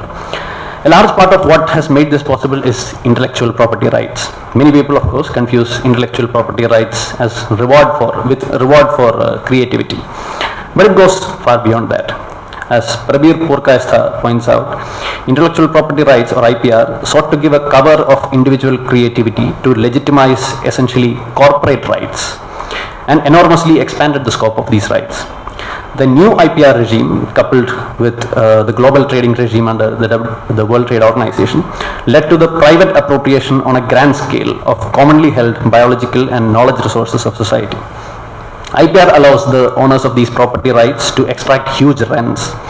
As Purkaistha says, the knowledge economy, that is knowledge economy as conventionally understood, is about rent economy, rent by virtue of legal monopoly over knowledge. Now, one implication of the generation of wealth at such a massive scale for a minority is that it creates illusions, particularly among the general public. Many come to believe that far more number of people can be in high tech than is feasible under the capitalist system. Add to it the fact that our education system and economy are not planned. Kerala does have a planning board, but it is not a planned economy, and the state is not operating in isolation. Kerala is only one province in a capitalist country. So illusions plus unplanned education and economy lead us to a situation where BTech graduates are working in banks and all sorts of other fields. According to the government of Kerala, IT parks employ about 1.1 lakh people, and Kerala has a total of about 1.25 crore workers. So IT employees, at least those in the IT parks, constitute less than 1% of our workforce. Since we are starting from a very low base, we have the scope to increase it to a much higher level, certainly. But it is not a path that is open to all, and there is a certain ceiling. We don't know where that is. There are sections of policymakers, not in Kerala, at least not among progressive policymakers, but others who are also only concerned about the wealth generated by high-tech industries and nothing else. That might be sufficient for them, but not for people who believe in the welfare of all sections of people. One option would have been to redistribute the incomes that accrue to those who make a lot of money in these sectors. But that option is not very much feasible for Kerala because the state government does not have many policy instruments at its disposal to make such redistribution possible. Obviously, high-tech industries are important. Investment in those sectors is important. But government investment has to take into account the aspect of equity, since we believe in building an economy that will benefit everybody. Therefore, for us, knowledge economy has to be something that benefits all sections of working people. It has to involve the systematic application of science and technology to all sectors, or at least to all sectors that we choose to develop. The Kerala State Planning Board recently held a conference which talked about precisely this, the application of science and technology to all fields, such as agriculture, animal husbandry, aquaculture, and all sorts of industries. The benefits should be pretty obvious. Let me cite just one example. The development of the high-yielding variety RRI 105, I'll conclude, RRI 105 by the Rubber Research Institute in the 1980s led to a tremendous increase in the yield of rubber. And we have huge numbers of people engaged in rubber cultivation in Kerala, well above 10 lakh farmers and agriculture workers. Increase in the incomes of people in such a massive scale obviously has direct welfare benefits, and it created further economic growth. That is one aspect of it, and there are one or two more aspects that I would like to highlight, which is that we should make some attempts to innovate at an organizational level in a systematic way when we develop the knowledge economy, including high-tech industries. That is, we should try to develop cooperatives and of course strengthen public sector industries, which the Kerala state government is already doing. Running cooperatives successfully is certainly difficult, as Dr. Thomas Isaac mentioned yesterday, but can we not put some investment in training people for this purpose? If we can successfully build mass and class organizations and build collective organizations like Kudumbashree and get them to engage in economic activities, can we not organize workers to engage in economic activities collectively, yet at a much larger scale and in frontier areas? And finally, with the investments in higher education that the government is envisaging, if we successfully bridge the digital divide with initiatives such as K-Phone, and we also build skilled workers, bring skilled workers and professionals together, build organizational capacities, then perhaps we could also build alternatives to platforms like Uber, Amazon, and Swiggy. That could be a model that could really benefit workers, the working people, instead of the current platform models which entail intense exploitation of workers. The big challenge will be to organize people into such collective enterprises which also have a collectivist spirit. Is it possible? Imagining it might be the first step towards making it a reality. Thank you. Thank you, Subir, for being on time. And the sixth one is Towards a Knowledge Society, a Step Towards Participatory Development by Niranjana CJ from Sri Shankaracharya University of Sanskrit, Ernakulam.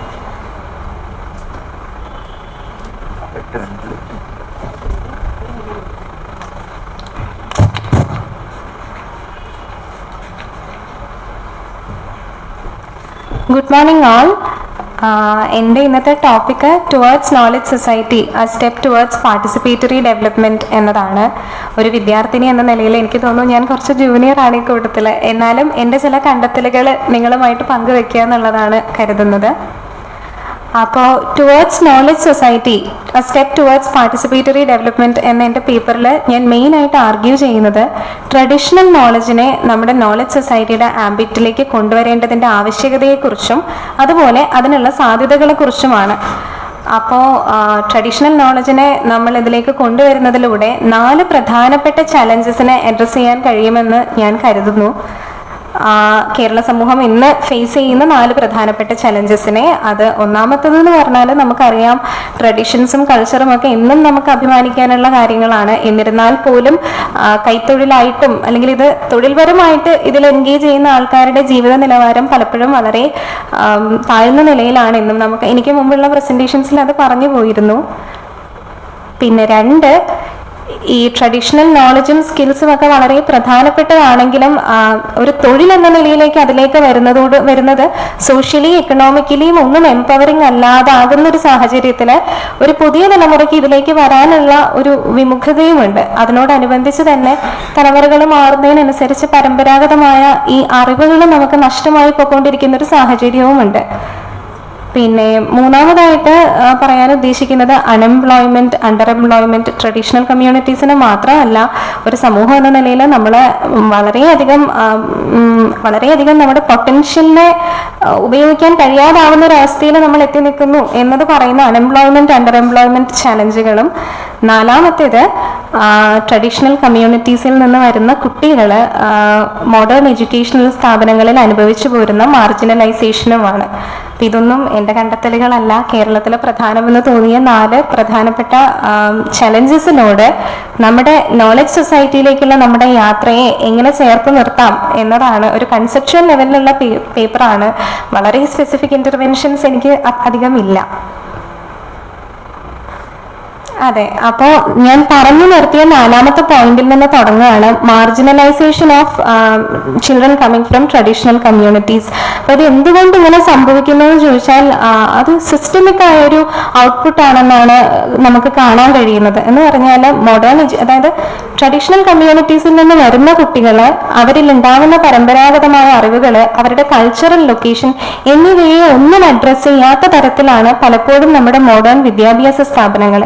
വിദ്യാഭ്യാസം എന്ന് പറയുന്നത് തന്നെ വളരെ homogenised ആയ, ഒരു uniform ആയ, standardised ആയ ഒരു സംഗതിയാണെന്ന തെറ്റിദ്ധാരണയിൽ നമ്മുടെ വിദ്യാലയങ്ങൾ പലപ്പോഴും ടെക്സ്ച്വൽ ഇൻഫർമേഷന്റെ ഡെസിമിനേഷനുള്ള സാധ്യതകളാണ് കൂടുതൽ ഉണ്ടാവുന്നത്. അപ്പൊ ഇത്തരം വിദ്യാഭ്യാസങ്ങളിൽ ട്രഡീഷണൽ കമ്മ്യൂണിറ്റീസിലെ കുഞ്ഞുങ്ങൾ വരുമ്പോൾ അവരുടെ അതായത് ഡിഗ്നിഫൈഡ് ആയ ലേണിംഗ് എന്നത് പലപ്പോഴും സാധ്യമല്ലാതാവുന്നു. എനിക്ക് തോന്നുന്നു I make sense, I hope വ്യക്തമായിട്ടല്ല ആർട്ടിക്കുലേറ്റ് ചെയ്യുന്നതെങ്കിലും. സോ ഇത് എന്തുകൊണ്ട് സംഭവിക്കുന്നു എന്ന് വെച്ചാൽ അവരുടെ കൾച്ചറൽ ലൊക്കേഷനെ കൺസിഡർ ചെയ്യാതെയുള്ള മുകളിൽ നിന്ന് താഴേക്കുള്ള ഒരു top down approach of education ആണ് ഞാനതിലൊരു പ്രശ്നമായിട്ട് എനിക്ക് കണ്ടെത്താൻ കഴിഞ്ഞത്. അപ്പോൾ സ്കൂളുകളെ, വിദ്യാലയങ്ങളെ, പ്രത്യേകിച്ച് ട്രഡീഷണൽ കമ്മ്യൂണിറ്റീസിലെ കുട്ടികളെ പഠിക്കുന്ന സ്കൂളുകളെ എങ്ങനെ കുറേയും കൂടെ ഡൈനാമിക് ആക്കി മാറ്റാം, എങ്ങനെ അതിനെ പ്ലാറ്റ്ഫോംസ് ആക്കി മാറ്റാം നോളജ് എക്സ്ചേഞ്ചിനുള്ള ആർഗ്യുമെന്റ് ഒരിക്കലും അത്തരം ബാക്ക്ഗ്രൗണ്ടിൽ നിന്നുള്ള കുട്ടികളെ മോഡേൺ അക്കാഡമിക് ടെക്നിക്കൽ സ്പേസസിലേക്ക് വരരുത് എന്നല്ല, ആ വരവിനെ എങ്ങനെ കുറേയും കൂടെ സുഗമമാക്കാം എന്നതാണ്. പിന്നെ പൗലോ ഫ്രയർ അദ്ദേഹത്തിന്റെ ഒരു കോട്ട് വായിക്കാൻ ആഗ്രഹിക്കുന്നു. Education either functions as an instrument which is used to facilitate integration of the younger generation into the logic of the present system and bring about conformity, or it becomes the practice of freedom, the means by which men and women deal critically and creatively with reality and discover how to participate in the transformation of their world. അതിലെ 2മത്തെ ഭാഗം, എങ്ങനെയാണ് വിദ്യാഭ്യാസം നമ്മളെ കുറച്ചുകൂടെ സമഗ്രമായി ജീവിതത്തെ നോക്കിക്കാണാൻ പഠിപ്പിക്കേണ്ടത് എന്ന തലത്തിലേക്ക് കൊണ്ടുവരാനും ട്രഡീഷണൽ നോളജിനെ ഇൻക്ലൂഡ് ചെയ്തുകൊണ്ട് നോളജ് സൊസൈറ്റി എന്ന ഗോളിലേക്ക് നമുക്ക് എങ്ങനെ കുറച്ചുകൂടെ ചേർന്ന് നിൽക്കാമെന്നും. രണ്ടാമത് ഞാൻ പ്രധാനമായിട്ട് ചൂണ്ടിക്കാണിക്കാൻ ഉദ്ദേശിക്കുന്നത് എംപ്ലോയ്മെന്റ് സാധ്യതകളെ കുറിച്ചാണ്. നമ്മൾ ശ്രദ്ധിച്ചാൽ അറിയാം, ഒരു ചെറിയ ഉദാഹരണം പറയുന്നു. നമ്മുടെ ബാംഗ്ലൂർ എയർപോർട്ടിൽ പോയാൽ നമുക്കറിയാം അവിടുത്തെ ഏറ്റവും ചാമിങ് ആയ ഒരു വിൽപ്പന വസ്തു എന്ന് പറയുന്നത് ചെന്നപട്ടണ ടോയ്സ് ആണ്. ചെന്നപട്ടണ ടോയ്സ് കർണാടകയിലെ ഒരു സബർബൻ ടൗണിൽ നിന്നുണ്ടാക്കുന്ന വളരെ രസകരമായൊരു ക്രാഫ്റ്റിന്റെ പ്രോഡക്റ്റ് ആണ്. വളരെ ഹൈ പ്രൈസ്ഡ് ആയിട്ട് എയർപോർട്ടിൽ വിറ്റുപോകുന്ന ഈ സാധനങ്ങൾ സാധ്യതകൾ ഉണ്ടാക്കുന്ന മനുഷ്യർ പക്ഷെ വളരെ സാധാരണപ്പെട്ട ബാക്ക്ഗ്രൗണ്ട്സിലാണ് സാധാരണപ്പെട്ട ബാക്ക്ഗ്രൗണ്ട്സ് എന്നല്ല, വളരെ അണ്ടർ പ്രിവിലേജ്ഡ് ആയിട്ടാണ് അവർ ജീവിക്കുന്നത്. അപ്പോൾ ഇത്തരം പ്രോഡക്റ്റുകൾക്ക് ഒരു മാർക്കറ്റ് ഉണ്ടായിട്ട് പോലും ഇതിലെ തൊഴിൽ സാധ്യതയും ഹ്യൂമൻ പൊട്ടൻഷ്യൽ ഡെവലപ്മെന്റിനുള്ള സാധ്യതയും കണ്ടെത്താൻ നമ്മൾ വിട്ടുപോകുന്നോ എന്നുള്ളതാണ് ചോദിക്കാൻ ഉദ്ദേശിക്കുന്ന മറ്റൊരു, അല്ലെങ്കിൽ റേസ് ചെയ്യാൻ ഉദ്ദേശിക്കുന്ന മറ്റൊരു ചോദ്യം. എങ്ങനെ ചന്നപട്ടണ പോലെയുള്ള സ്ഥലങ്ങൾ, കേരളത്തിൽ ഒരുപാട് സ്ഥലങ്ങളുണ്ട് നമുക്ക്, അപ്പോൾ എങ്ങനെ ഇത്തരം സ്ഥലങ്ങളിലെ സെന്റേഴ്സ് ഓഫ് വൊക്കേഷണൽ എഡ്യൂക്കേഷനായി നമുക്ക് മാറാം? അല്ലെങ്കിൽ ഒരു മാം നേരത്തെ സംസാരിച്ചിരുന്നു എങ്ങനെയാണ് ഗവൺമെന്റ് ജോലി തരുന്നു എന്നത് മാത്രമല്ല, ഇങ്ങനെ ജൈവമായ തൊഴിൽ സാധ്യതകളെ എങ്ങനെ കുറേയും കൂടി നമ്മുടെ രീതികളിലേക്ക് നമുക്ക് കൊണ്ടുവരാം ഒരു നോളജ് സൊസൈറ്റി ആവുമ്പോൾ. അതുപോലെ അതിന് പ്രധാനപ്പെട്ട ഒരു കാര്യം, ഒരു ഗവൺമെന്റ് എന്ന നിലയിൽ ആക്സസ് ടു മാർക്കറ്റ് എൻഷുർ ചെയ്യാന്നുള്ളതല്ല. ഇന്നത്തെ ന്യൂ ലിബറൽ കാലഘട്ടത്തിൽ ആ മാർക്കറ്റിനോട് ഇന്ററാക്ട് ചെയ്യുന്നതിൽ ടേംസ് പലപ്പോഴും ഈ ലോക്കൽ ഡിമാൻഡ്സിനെ കൂടെ കൺസിഡർ ചെയ്യണം, അല്ലാതെ ഒരു മാർക്കറ്റിന്റെ ആവശ്യങ്ങളെ താഴേക്ക് ഇമ്പോസ് ചെയ്യുന്ന തരത്തിലല്ല. അപ്പൊ അത് എൻഷുർ ചെയ്യുന്നതാണ് ഒരു സ്റ്റേറ്റിന്റെ റോളെന്നും എന്നും കരുതുന്നു. പിന്നെ മൂന്നാമതായിട്ട് പ്രധാനമായിട്ട് തോന്നിയത്, ഈ പരമ്പരാഗതമായ അറിവുകളെ കുറേയും കൂടെ നമ്മളിലേക്ക് എടുക്കുമ്പോൾ, കുറേ കൂടെ സമഗ്രമായ ഒരു വികസനത്തിനുള്ള സാധ്യത തുറക്കുമ്പോൾ അതിൽ ഇക്കോളജിക്കൽ ഡയമെൻഷൻസ്, അതായത് ഇന്റർനാഷണൽ ഏജൻസികൾ, UN പോലെയുള്ള ഇന്റർനാഷണൽ ഏജൻസികൾ അംഗീകരിച്ചിട്ടുള്ളതാണ് ലോക്കൽ റിസോഴ്സ് മാനേജ്മെന്റിൽ ടോപ്പ് ഡൗൺ സിസ്റ്റത്തിനേക്കാളും എത്രയോ മികച്ചതാണ് ലോക്കൽ റിസോഴ്സ് മാനേജ്മെന്റിന്റെ സാധ്യതകളെന്ന്. അപ്പോൾ എങ്ങനെയാണ്, അതായത് അറിവ് അല്ലെങ്കിൽ നോളജ് എന്നതിനെ കുറച്ചുകൂടെ ബ്രോഡായിട്ട് കൺസീവ് ചെയ്ത് ഇതിനകത്തുള്ള പാർട്ടിസിപ്പേഷന്റെ സാധ്യതകളെ ഊന്നിക്കൊണ്ട് എഡ്യൂക്കേഷൻ, എംപ്ലോയ്മെന്റ്, ഇക്കോളജിക്കൽ കൺസർവേഷൻ എന്നിങ്ങനെയൊക്കെയുള്ള ബഹുവിധ പ്രശ്നങ്ങളിലേക്ക് നമുക്ക് എങ്ങനെയാണ് കുറച്ചുകൂടെ ക്രിയാത്മകമായി നമുക്ക് എങ്ങനെയാണ് എൻഗേജ് ചെയ്യാൻ പറ്റുന്നത് എന്നതാണ് എൻ്റെ പേപ്പറിന്റെ പ്രധാനപ്പെട്ട 3 പോയിന്റ്സ്. പിന്നെ അമർത്യ സെന്നിന്റെയും ജീൻ ഡെറൈസിന്റെയും പ്രശസ്തമായ ഒരു വാചകം കോട്ട് ചെയ്യാണ്: Economic development isn't merely the expansion in the production of inanimate objects of convenience. It has to do more with what these goods and services do to the actual opportunities and freedoms of people, categorized according to class, gender, location, social status, and other relevant distinctions. അപ്പോൾ ഇങ്ങനെയൊക്കെ ചെയ്യുന്നതിലൂടെ, അതായത് നമ്മൾ കുറച്ചുകൂടെ traditional നോളജിനെ ഇതിൻ്റെ knowledge സൊസൈറ്റിയുടെ ആംബിറ്റിലേക്ക് കൊണ്ടുവരുന്നതിലൂടെ ഞാൻ കരുതുന്നു പരമ്പരാഗതമായ അറിവുകൾ നമുക്ക് ജൈവമായി നിലനിർത്താൻ കഴിയും. മ്യൂസിയമൈസ് ചെയ്യാതെ, ഹെറിറ്റേജ് പ്രൊജക്റ്റുകളിലേക്കും അല്ലെങ്കിൽ കൺസർവേഷൻ പ്രൊജക്റ്റുകളിലേക്ക് ഒതുക്കി നിർത്താതെ ഒരു സമൂഹത്തിന്റെ ഉന്നമനത്തിലും അതിൻ്റെ പല തട്ടുകളിലുള്ള മനുഷ്യരുടെ ഉന്നമനത്തിലുമായിട്ട് എങ്ങനെ ഇതിനെ കൂടുതൽ കണ്ടംപററി ആക്കി കൊണ്ടുവരാം, ട്രഡീഷണൽ നോളജിന്റെ റെലവൻസ് എങ്ങനെ നഷ്ടപ്പെട്ടു പോവാതിരിക്കാം എന്ന് കണ്ടെത്താം എന്നും കരുതുന്നു. Thank you so much. Thank you Niranjana so much. ആദ്യമായിട്ടാണ് ഒരു പ്രസന്റേഷൻ ടൈമിന് മുന്നേ തന്നെ തീർത്തത്. എന്തായാലും ഡിഫറെന്റ് സ്പാർക്കിംഗ് തോട്ട്സ് ഉണ്ടായിരുന്നു. The final one of the series is understanding social mobility of tea plantation workers, evidences from Wayanad in north eastern Kerala by Najeeb. It is supposed to be an online presentation. Okay, so there is a technical problem. He is not getting connected. So I think if he is able to connect, we can postpone this session, his talk, to the end of this session.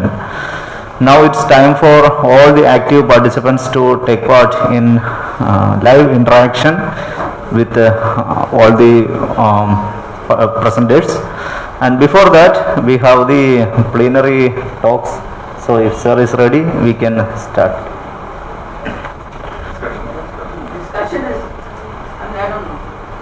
ചായ ഉണ്ടോ?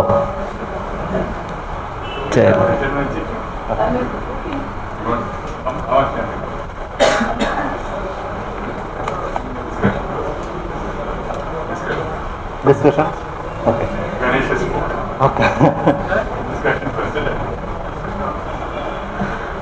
So thank you all the participants. First of all, there were really sparking thoughts, several questions rather than solutions, and it is now the time for active participation, live interaction.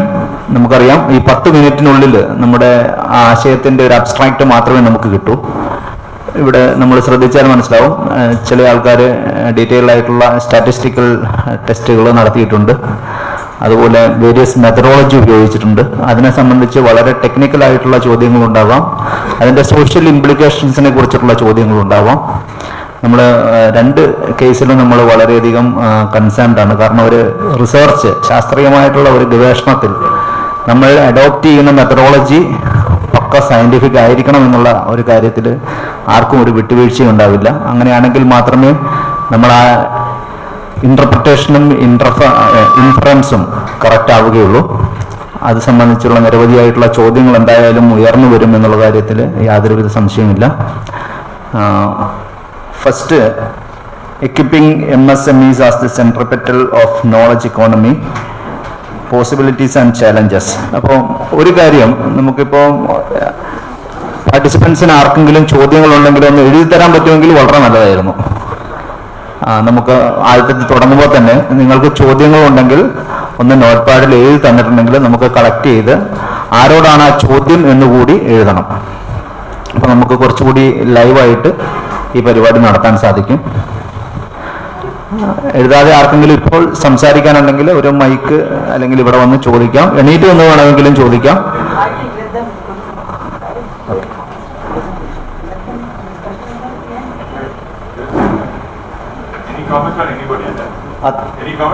Any comment or any question to anybody you can ask. I think paper by paper if we go, that would be systematic. So for the first presenter, that is to Dr. Siddik Rabiyath, equipping MSMEs as the centripetal of knowledge economy, possibilities and challenges. ഈ ടോപ്പിക്കിനെ സംബന്ധിച്ച് ആർക്കെങ്കിലും കൂടുതൽ എന്തെങ്കിലും ചർച്ച ചെയ്യാനുണ്ടെങ്കിൽ presenter ഇവിടെയുണ്ട്, ചോദിക്കാം, അല്ലെങ്കിൽ എഴുതി തരാം.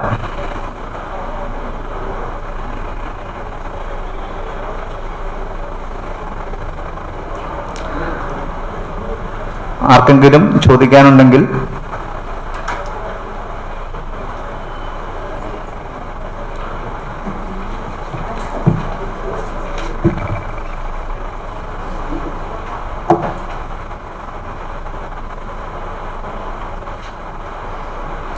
So this question is to Siddik. Okay.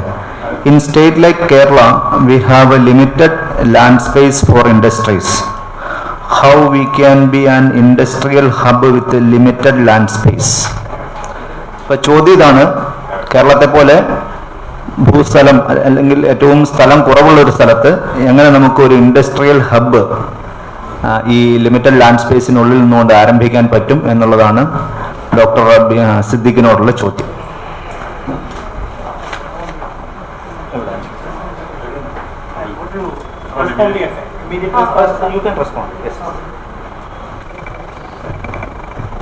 ഞാൻ പറഞ്ഞത് MSME കുറിച്ച് പറയുമ്പോൾ MSME അതുകൊണ്ടാണ് നമ്മൾ ഫോക്കസ് ചെയ്യുന്നത്. മൈക്രോ സ്മോൾ മീഡിയം എന്റർപ്രൈസ് ആണ്. ലാൻഡ് ഒരുപാട് വേണ്ടാത്ത സാധനം. ഈവൻ നിങ്ങളുടെ അടുക്കളയിൽ അല്ലെങ്കിൽ വീട്ടിൽ തന്നെ നമുക്ക് മാനുഫാക്ചറിങ് ചെയ്യാൻ പറ്റുന്ന മൈക്രോ യൂണിറ്റുകളൊക്കെ അങ്ങനെയാണ് ഓപ്പറേറ്റ് ചെയ്യുന്നത്. അപ്പോൾ ഒരുപാട് ലാൻഡൊന്നും വേണ്ട അതിന്. വലിയ ലാർജ് ഇപ്പോൾ ഈ കേരളത്തിലെ ഏറ്റവും വലിയ പ്രശ്നം തന്നെയാണ് ഈ ചൂണ്ടിക്കാണിച്ച ചോദ്യം. ലാൻഡ് അവൈലബിലിറ്റി വലിയ പ്രശ്നം തന്നെയാണ്. ആ ഒരു സാഹചര്യത്തിൽ ബിഗ് ഇൻഡസ്ട്രീസ് അല്ലെങ്കിൽ ഈവൻ മീഡിയം ഇൻഡസ്ട്രീസ് പോലും ഉണ്ടാകുക എന്നുള്ളത് വലിയ പ്രയാസകരമായിട്ടുള്ളൊരു പ്രശ്നമാണ്. അവിടെയാണ് ഇതിൻ്റെ സാധ്യത നമ്മൾ കാണേണ്ടത്. പ്രത്യേകിച്ചും ഓർഗനൈസ്ഡ് ലേബർ ഫോഴ്സ് നമുക്ക് ഉണ്ടാകുമ്പോൾ അവരെ ഓർഗനൈസ് ചെയ്യാനുള്ള ഒരുപാട് സാധ്യതകൾ കേരളത്തിൽ നിലനിൽക്കുന്നുണ്ട്. അപ്പം ഞാൻ പറയുന്നത് ഒരു കൺസോർട്ടഡ് സ്റ്റേറ്റ് എഫേർട്ട് ഇതിൻ്റെ ഭാഗമായിട്ടൊരു പോളിസി എന്ന നിലയിൽ നമുക്ക് മുന്നോട്ട് വയ്ക്കാൻ കഴിഞ്ഞാൽ എനിക്ക് തോന്നുന്നു we can do a lot of things. കാരണം ആ പോസിബിലിറ്റീനെ എക്സ്പ്ലോർ ചെയ്യുക എന്നുള്ളതാണ്. ഇപ്പം നമ്മൾ ചെയ്ത ഒരു കാര്യം എന്ന് പറഞ്ഞാൽ 2009 നമ്മുടെ 2019 ഡിസംബറിൽ നമ്മുടെ ഈ MSME ഫെസിലിറ്റേഷൻ ആക്ട് എന്ന് പറയുന്ന ഈ എൻ്റർപ്രനോറിയൽ ക്ലാസ്സിൽ താല്പര്യമുള്ളവരെ കൊണ്ടുവരിക എന്നുള്ളത്. പക്ഷേ നമ്മുടെ പ്രശ്നം എന്ന് പറഞ്ഞാൽ സ്കില്ല് ഒരു പ്രധാനപ്പെട്ട പ്രശ്നമാണ്. സ്കില്ലിംഗ് എന്ന് പറയുന്നത് വലിയ പ്രശ്നമാണ്. അപ്പം അത് ചെയ്യാതെ ഇത് കൊണ്ടുവന്നിട്ട് കാര്യമില്ല. കാരണം 2010 കേന്ദ്ര പോളിസി ഇതുണ്ട്, നിലവിൽ നിൽക്കുന്നുണ്ട്. പക്ഷേ നമുക്ക് ഇതിൻ്റെ വളർച്ച നമ്മൾ പരിശോധിക്കുകയാണെങ്കിൽ താഴോട്ടാണ്. അതുകൊണ്ടാണ് ഞാൻ നേരത്തെ പറഞ്ഞത്, അതായത് ഇവർക്ക് ക്രെഡിറ്റ് അവൈലബിലിറ്റി ഇത്രയും പോളിസി നിലനിന്നിട്ട് പോലും MSME സെക്ടറിൻ്റെ കോൺട്രിബ്യൂഷൻ ആ തരത്തിൽ വലുതായിട്ട് മുന്നോട്ട് വരുന്നില്ല എന്നുള്ളതാണ് സ്റ്റഡീസ് പറയുന്നത്. അപ്പം അതിൻ്റെ പശ്ചാത്തലത്തിൽ ഞാൻ നേരത്തെ സൂചിപ്പിച്ച സ്റ്റഡീസ് എല്ലാം ആ ഒരു പശ്ചാത്തലത്തിലാണ്. പക്ഷേ നേരെ മറിച്ച് നമ്മുടെ ചാലഞ്ച് എന്ന് പറയുന്നത് കേരളത്തിനെ സംബന്ധിച്ച് ഇതേ റിപ്പോർട്ടിൽ തന്നെ പറയുന്ന കുറേ ചാലഞ്ചസ് ഉണ്ട്. പക്ഷേ കേരളത്തിനെ സംബന്ധിച്ച് എല്ലാം ഓപ്പർച്യൂണിറ്റിയാണ്. നമുക്ക് അതിലെല്ലാം എഡ്ജുണ്ട്. ഇലക്ട്രിസിറ്റി അവൈലബിലിറ്റി കേരളത്തിൽ 100% ഇലക്ട്രിസിറ്റി അവൈലബിലിറ്റി ഉണ്ട്.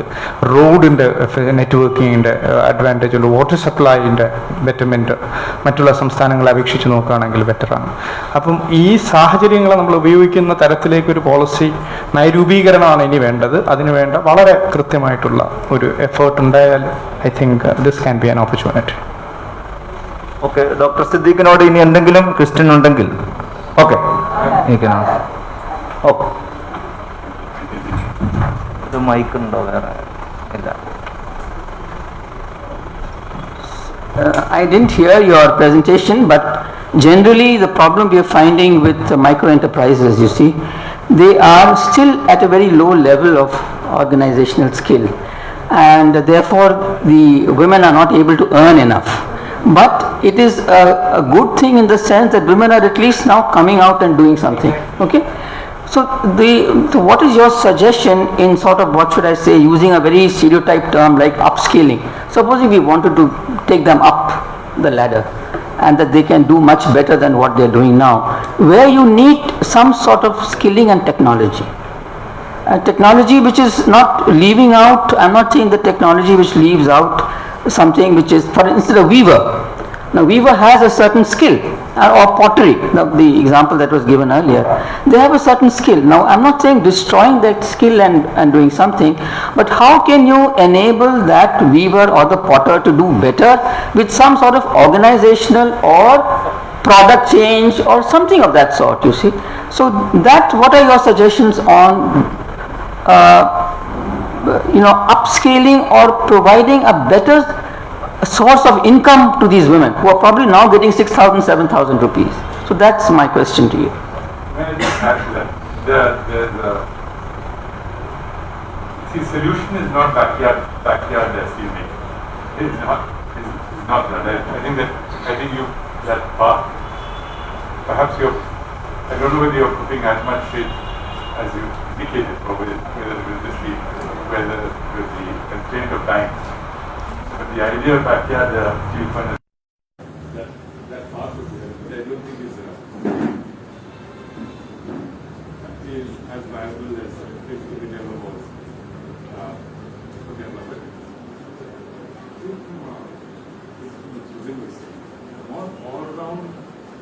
A more all-round development of production of material values and income-bearing services. That's what we have to look at. And in fact, when I was working on the Aquaculture in the 90s, I had the opportunity to interview the EMS company. He would always say that we've invested in human development, but that should be seen as an investment in the production of material values eventually. Unless you do that, and of course now that has expanded, that definition has expanded into what would have been called different types of income-bearing services.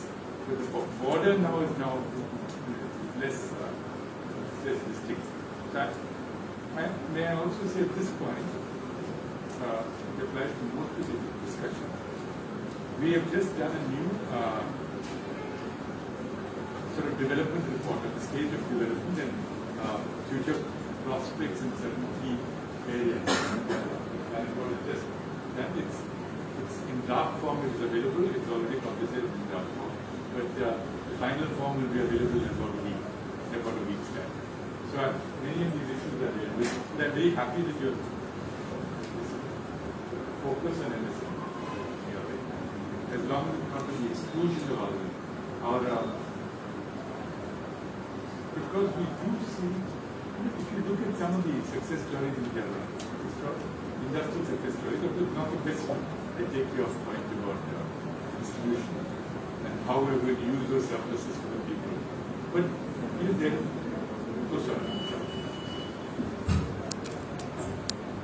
there is an impression of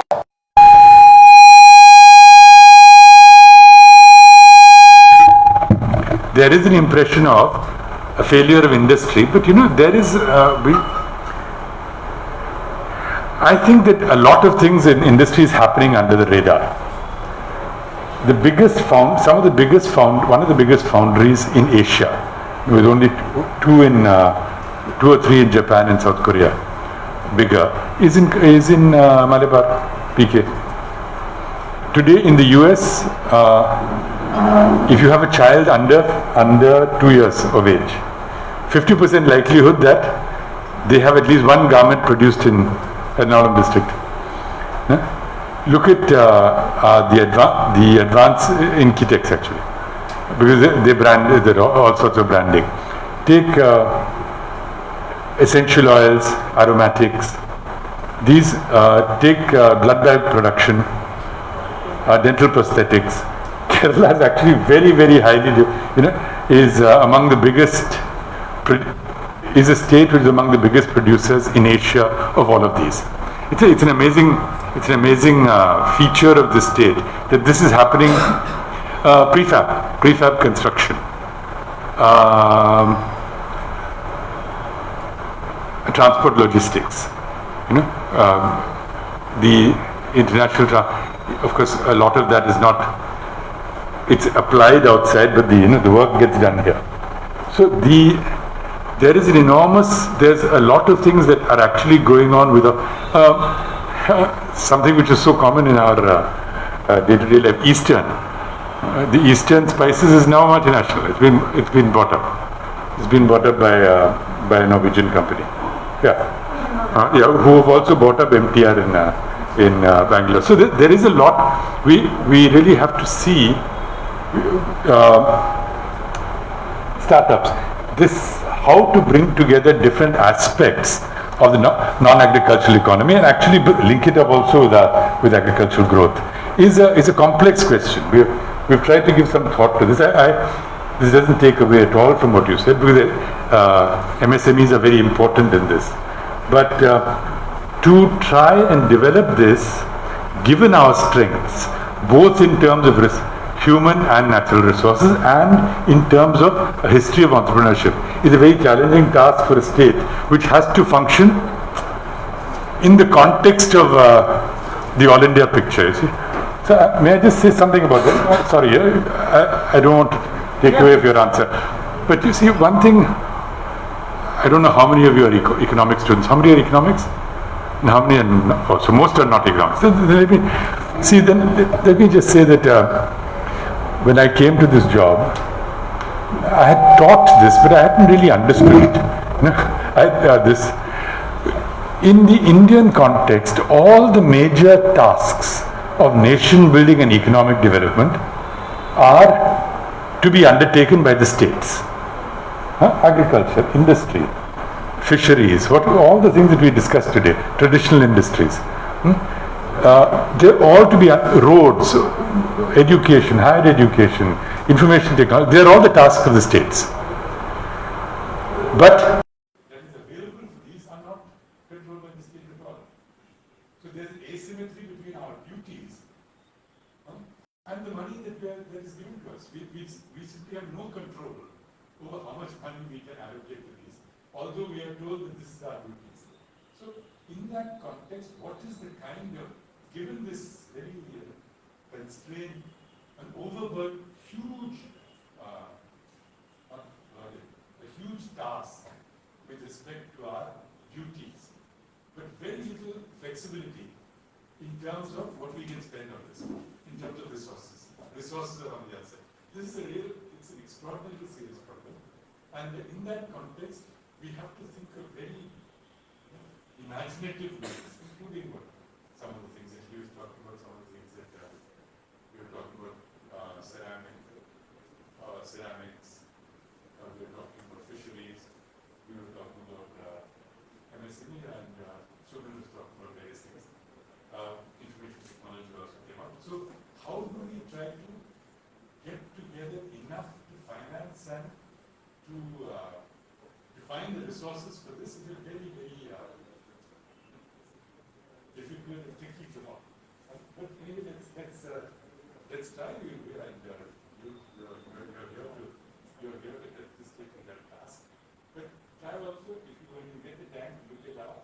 not developing. Sorry, yeah.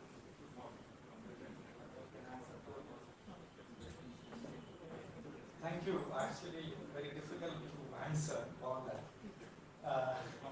Yeah, but so when we started this Results Plan project, we were having all this in mind.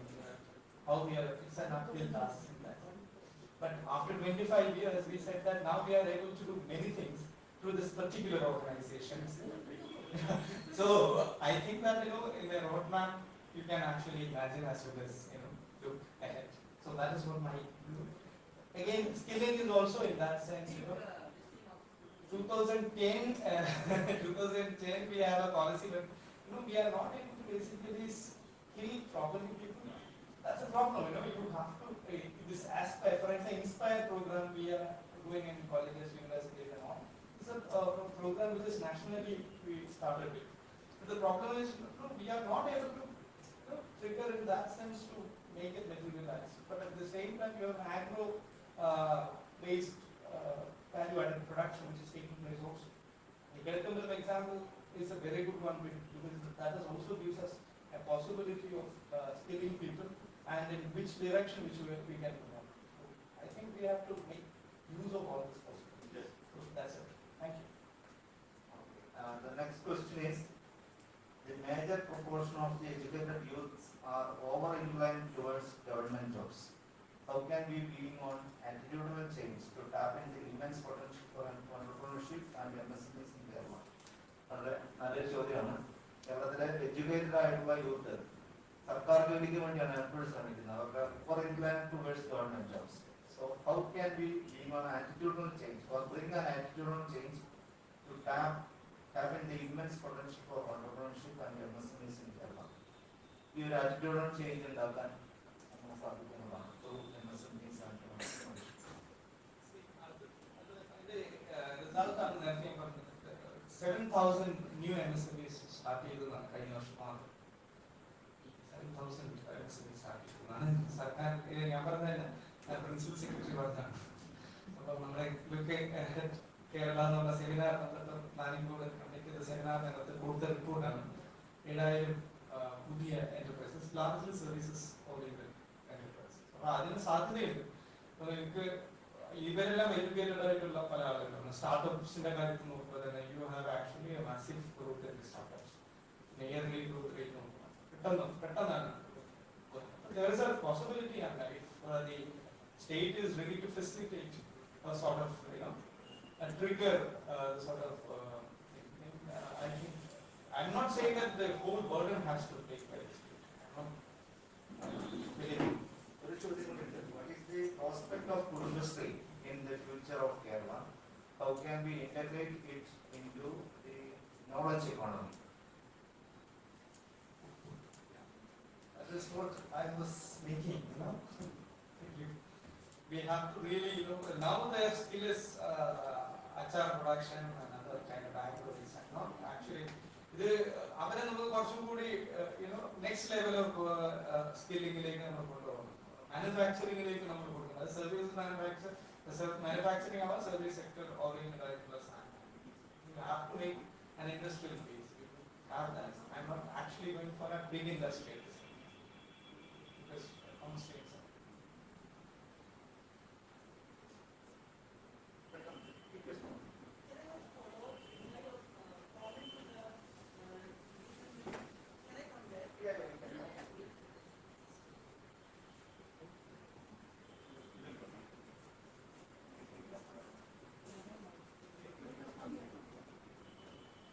The presenters just said that the community, the eco-industry community is completely limited to achar production and the so-called stereotype predictions of the eco-industry. But we can find that there are, for instance, the gender minorities. Mridul ma'am must be knowing the gender minorities have been into the mainstream to a large extent through eco-industry units. Also, there are eco-industry units in Kozhikode, like for instance, Shield Taxi itself is a great example. Also, eco-industry units in Kozhikode are into coconut climbing, etc. Also, there are n number of non-mainstream jobs that women does are in the mainstream of eco-industry. So we cannot like, we can stereotype the work of Kudumashri activities, but it's a fact that these people are into the stereotyped women duties of the society. I think that Mridul point was not that. But the great, Kudumashri is a great asset in our society. Question. Yeah. The thing is that Kudumashri participants typically get 6 to 12,000 rupees a month. I think what Mridul was saying, find way of scaling that up. That is the thing. It's not. You're saying absolutely right. Construction. The construction also she has many things. Thank you. ടൈമിന്റെ ഒരു ചെറിയ നമുക്ക് 12:30 ആകുമ്പോൾ തീർക്കേണ്ടതുകൊണ്ട് 3 talk കൂടിയുണ്ട്. അടുത്തത് അരവിന്ദിനോടാണ് കൊച്ചിൻ യൂണിവേഴ്സിറ്റിയിലെ ചോദ്യം by KR Babu Calicut. മൺപാത്ര നിർമ്മാണത്തിൽ ഏർപ്പെട്ടിരിക്കുന്ന ജനവിഭാഗത്തിന് ട്രെയിനിങ് നൽകി ടെറാക്കോട്ട മ്യൂറൽ, അലങ്കാര വസ്തുക്കൾ, വീട്ടുപകരണങ്ങൾ, ആരാമശില്പങ്ങൾ എന്നിവ നിർമ്മിക്കാൻ പരിശീലിപ്പിക്കുകയും അവർ ഉത്പാദിപ്പിക്കുന്ന വസ്തുക്കൾ tourism department, Lalithakala academy, folklore academy, കൃഷി വകുപ്പ് തുടങ്ങിയ ഗവൺമെന്റ് വകുപ്പുകളോ ഏജൻസികളോ വഴി വിൽപ്പന നടത്തുകയോ ചെയ്താൽ ഇവരുടെ ജീവിത നിലവാരം ഉയർത്താൻ കഴിയില്ല എന്ന ശക്തമായ ചോദ്യം. ഇങ്ങനെ ഒരു ക്വസ്റ്റ്യൻ തന്നെയാണ് ഒരു പോസിബിൾ സൊല്യൂഷനായി ഞാൻ മുന്നോട്ട് വെച്ചിട്ടുള്ളത്. ഞാൻ എൻ്റെ PhD ഫീൽഡ് വർക്ക് 6 വർഷം മുന്നേ തുടങ്ങിയത് തന്നെ നിലമ്പൂരിൽ നിന്ന് കുംഭം മ്യൂറൽസ് എന്നാണ് എൻ്റെ വർക്ക് ഞാൻ തുടങ്ങുന്നത്. ഒരു 1990-കളിലെ KP ജില്ലൻ അടക്കമുള്ളവരുടെ എഫേർട്ടിന്റെ ഭാഗമായിട്ടാണ് നിലമ്പൂർ അരുവാക്കോട് എന്ന് പറയുന്ന കുമ്പാര സെറ്റിൽമെന്റിലെ ഒരു എന്താ പറയാ സെക്സ് വർക്കിലേക്ക് സ്ത്രീകൾ പോയിരുന്നത്. പോവർട്ടി മൂലമാണ് അവർ അങ്ങനെ ഡീവിയേറ്റ് ചെയ്ത് പോയത്. അവിടെ നിന്നും ഈ പറഞ്ഞ പോലെ ഒരു പ്രൊഡക്ട്സിന്റെ ഒരു ഡൈവേഴ്സിഫിക്കേഷൻ വരികയാണ്. ഒരു കുംഭം മ്യൂറൽസ് എന്ന പേരിൽ ഒരു സ്ഥാപനം ഉണ്ടെങ്കിൽ അവിടെ ഇവരുടെ ആർട്ടിസ്റ്റിക് ആയിട്ടുള്ള കഴിവുകൾ ഉപയോഗിച്ച് വരുമാനം സൃഷ്ടിക്കുക എന്നതാണ്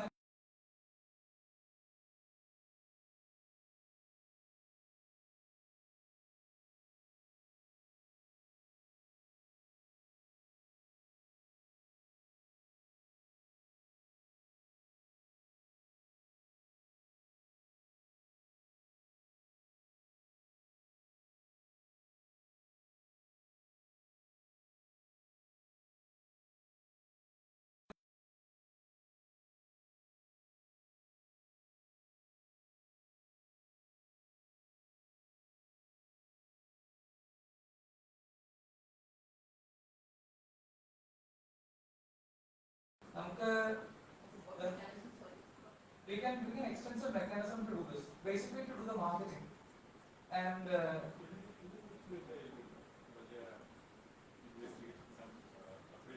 actually Kerala context studies വളരെ കുറവാണ് പ്രത്യേകിച്ച് ടെറാക്കോട്ട ഇൻഡസ്ട്രിയിൽ. But we have a case study in UP. In UP, yes, it is. In UP, they started in the 1950s basically. The UP government made an effort to support the Kumar community in a place called Kurja. It was a very small pottery village. But today they have it's like a very large industrial hub where they manufacture pottery, and not just pottery for daily use. Siddik pottery is there, and they have a GI tag for Kurja pottery, and they're able to have a lot of income basically from exports.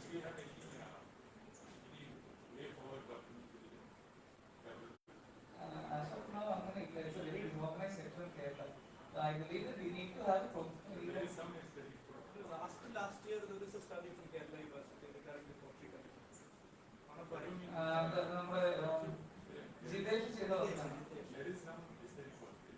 There is some, but it's not many people do it.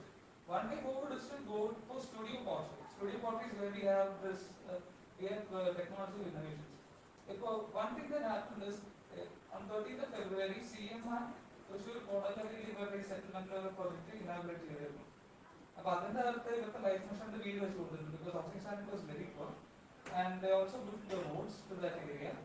And our modernized title chula in the government. But that is something that has to be expanded to other areas as well. When production decline in the പലപ്പോഴും ചൂട് നിൽക്കുമ്പോൾ they use primitive technology. In many cases, the entire production cycle is disrupted because the whole thing is exposed. And there is a issue in explosions are there. We basically use primitive technology. We have modern technology in terms of temperature and pressure set to the mountain, and the electric chillers and the gas based, but they are not available.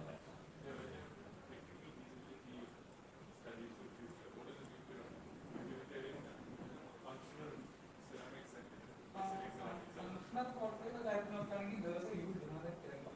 Because there was one that I could not elaborate because of time constraints. Therefore, Kerala, the biggest problem in this sector is that it is dominated by intermediaries. So the intermediaries also act as the people who give them credit. Because when I said that like almost half of the indebted households take credit from private players. Private players are basically the intermediaries who buy the stuff from them. So they give them the credit, they ask them to produce the items, and then they fetch them at a wholesale rate, maybe 90 to 20 rupees per item. Open market, they sell it for like 100, 120. So like the bulk of the profits go to the intermediaries. So the potters themselves are not able to earn much. We need to, if we cut the intermediaries in this process, clearly it has like two effects. One is that they are not locked into an exploitative agency that gives them credit, and if we can give them like easier access to credit, maybe through banks. Yes. Yes, ma'am.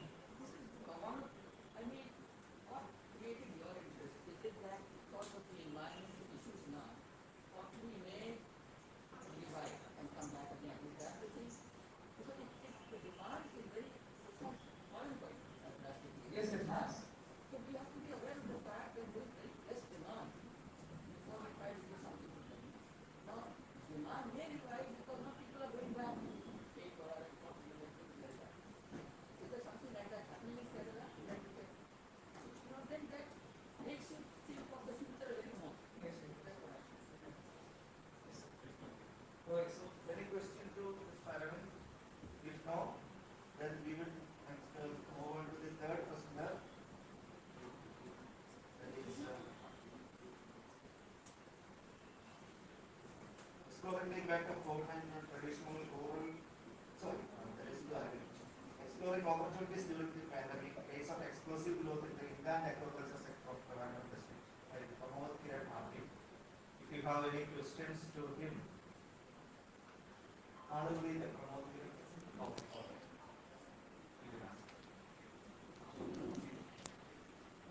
Pramod sir also we can come.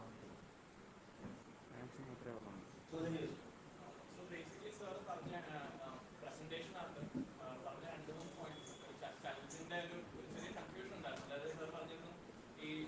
നേരത്തെ എവിടെ ഉണ്ടായിരുന്ന അക്വാകൾച്ചറിൽ ഇവിടുത്തെ indigenous varieties ആയിട്ടുള്ള കുറെ fishes ആണ് use ചെയ്തിരുന്നത്. പക്ഷേ ഇപ്പോഴത്തെ പാൻഡമിക് സമയത്ത് കുറച്ചുകൂടെ എക്സോട്ടിക് ആയിട്ടുള്ള വെറൈറ്റീസ് ഒക്കെ വന്നുകൊണ്ടാണ് ഫോർ എക്സാമ്പിൾ ഉണ്ട്. അപ്പോൾ ആ ചാലഞ്ച് ആ ഒരു ഗ്യാപ്പ് അവർ എങ്ങനെയാണ് ഓവർകം ചെയ്തത്? ഇമ്പോർട്ടൻ്റ് ഇത്രയും കട്ട് ഡൗൺ ചെയ്ത സമയത്ത് അവർക്ക് എങ്ങനെയാണ് ആ ഒരു വെറൈറ്റീസിലേക്കുള്ള ആക്സസ് കിട്ടിയത് ഒന്ന്. പിന്നെ രണ്ടാമത് ഈ സർ പറഞ്ഞു ഒരു വലിയ കാറ്റഗറി ഇത് ഹോബി ആയിട്ട് തുടങ്ങിയതുണ്ട്, ഒരു എക്സ്ട്രാ ഇൻകമായി തുടങ്ങിയവരൊക്കെയാണ് ഒരു പാൻഡമിക് സമയത്ത് ജോലി ഇല്ലാത്തതുകൊണ്ട് time കിട്ടിയതുകൊണ്ടൊക്കെ.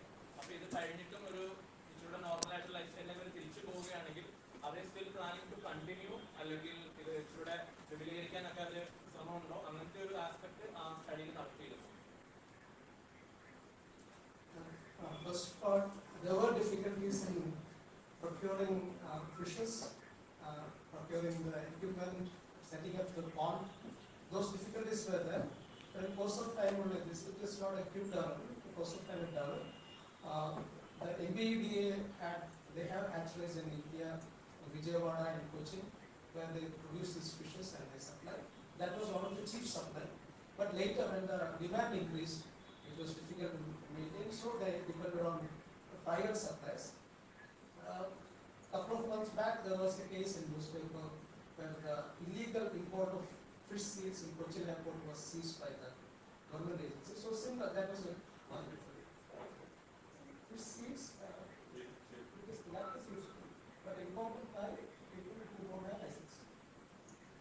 So that kind of this practice was going on by road, by train, by air. It was going on. So there are a lot of suppliers now, private suppliers. Like you give a message on Facebook that I need fish. You don't have to mention anything. People will start contacting you. They give you numbers. And we got this. We identified the farmers. Like if you go to fisheries department, they will give us the numbers of people who have registered with the fisheries department. But we try to include into the Facebook groups, WhatsApp groups, and extract numbers and start contacting people, and that's how we got the numbers. So that was the answer for that. And the second part was basically, like you said, there's a big group that took it as a hobby or a hobby. The people who took it as a hobby and like all their answers were like they are not for profit, either for good quality fish for their home purpose or for their neighbors. That's what they're still doing. And they don't have any economic financial burden because of this activity. They're not bothered about that part. So they will definitely continue. But the other side, already there are dropouts. We have strong recommendations for don't go into fish culture from many farmers, like that was shown in the last slide. They wanted others to be cautious before entering into this activity. So that is there.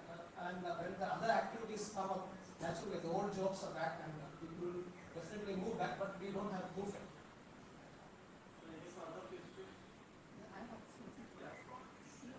Normally one used to hear that Trivandrum is not like place for freshwater fish. People are not very keen on that.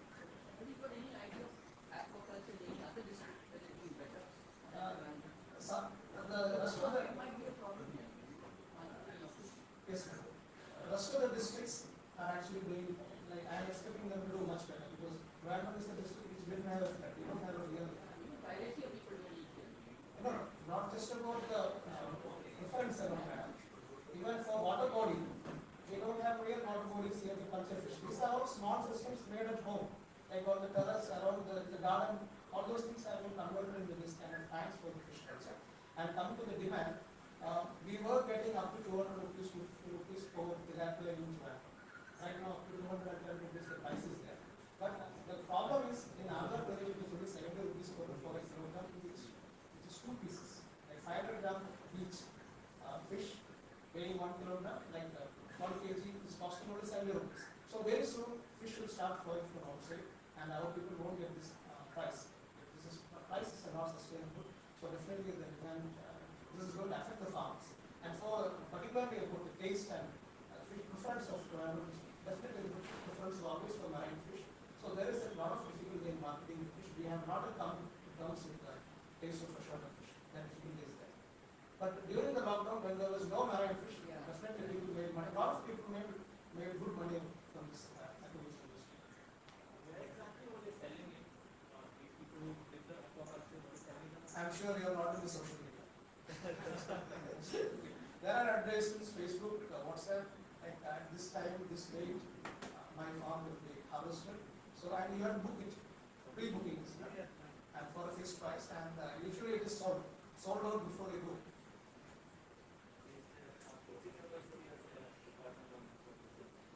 During the lockdown, just in a month, more than 1,000 people came.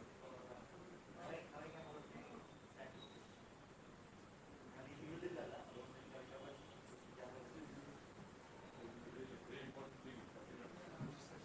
the fisheries department had a 350% increase in registrations in Trivandrum district.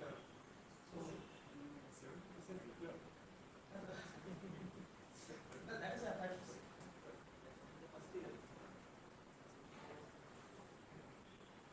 okay, so if no more questions to Pramod, then for generating youth association schools of development, a new model to resolve the party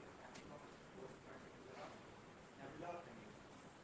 If you have any question to Dr. Nabilah, then you can ask. Please come here. Please come here first. You have to go quickly, otherwise we are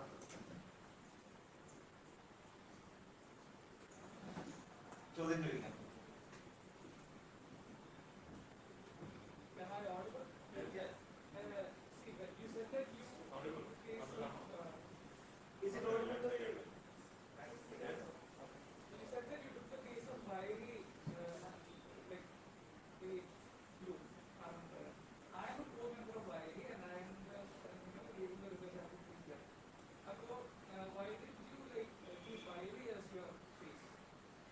is because of that military plan. Kind of, and again, towards the Pottery challenge, the status I'll answer you. Why do you think the Karan? Yes, I mean, you were telling about the problems that pottery people are making. ഞാൻ വഴി എടുക്കാനുള്ള കാരണം എന്താണെന്ന് വെച്ചാൽ നമ്മൾ അതൊരു example ആയിട്ടാണ് Vinod Nambiar is my friend. So അതുകൊണ്ട് തന്നെ എനിക്ക് കാര്യങ്ങൾ കുറച്ചുകൂടെ അറിയാം ബാക്കി ഗ്രൂപ്പ്സിനെക്കാൾ. ഞാൻ എടുത്തത് എന്താണെന്ന് വെച്ചാൽ ഈ നമുക്കറിയാം കുറെ പിന്നെ എന്താ പറയാ കുറച്ച് ബുദ്ധിമുട്ട് അനുഭവിക്കുന്ന ഒരു ക്ലാസ് ഉണ്ട്. Yes, and we know that they need some help. And we know that, okay, some help is not reached. കുറേ അടുത്ത് ഹെൽപ്പ് ഉണ്ട്, കിട്ടാനുള്ള ചാൻസസ് ഉണ്ട്. ആൻഡ് യെസ്, ഗവൺമെന്റ് പോളിസീസ് ഇഷ്ടം പോലെ വരുന്നുണ്ട്. Like as Siddique said, MSMEs മുതൽ കുറേ പ്രോജക്ട്സ് ഉണ്ട്. ഫോർ ഈവൻ നമുക്ക് സ്കിൽ ഇന്ത്യ പോലെയുള്ള പ്രോജക്ട്സ് വേറെ ഉണ്ട്. അങ്ങനെ പ്രോജക്ട്സ് ഉണ്ട്, crores are spend. But then again ഇവിടെ ഒരു എപ്പോഴും ഡൗൺ റോഡൻ ആയിട്ടുള്ള സെഷൻ ഉണ്ടാവും. their plight is not improved. So my request, why the example the reason was that there are some youth initiatives who are taking up things. See, we know that government and current system, yes, it's an umbrella to like take care of us and all, yes. But my request to youth is that we should take up things. Everything might not come under the radar of government. So what we have to do is, there might be people or sections of society who are not getting things. I mean, അവർക്ക് underprivileged sections ഉണ്ടാവും. So what we have to do as researchers or as youth, take up all those things, take up issues, അല്ലെങ്കിൽ ഇങ്ങനെ make it publicize ചെയ്യുകയോ അല്ലെങ്കിൽ take it to the concerned authorities. നമ്മുടെ researchers should not be academic per se. My request to all my fellow beings over here is that we should take up all those things. നമ്മുടെ issues എടുക്കണം. We should not take it as academics. അല്ലെങ്കിൽ നമുക്കൊരു quantitative അനാലിസിസിന്റെ result produce ചെയ്യാനുള്ള ഒരു സാധനമായിട്ടോ ഒരു PhD തീസിസോ ആയിട്ട് നിൽക്കരുത്. I have a question. I have a rather conceptual question. How do you basically rationalize the youth collective substantial issue of tragedy of anti-common as well as common? Because the first one, it is actually too much ownership, in fact, the lead and the individualization, whereas this related, that is common problem is no ownership which creates. Yes. Okay. Due to time constraints, I couldn't explain that. So I'm happy that somebody asked it. The thing is, like, tragedy of commons means too many people, too many owners. I think a public owned enterprise, for example, let me take it as a public owned enterprise. Okay?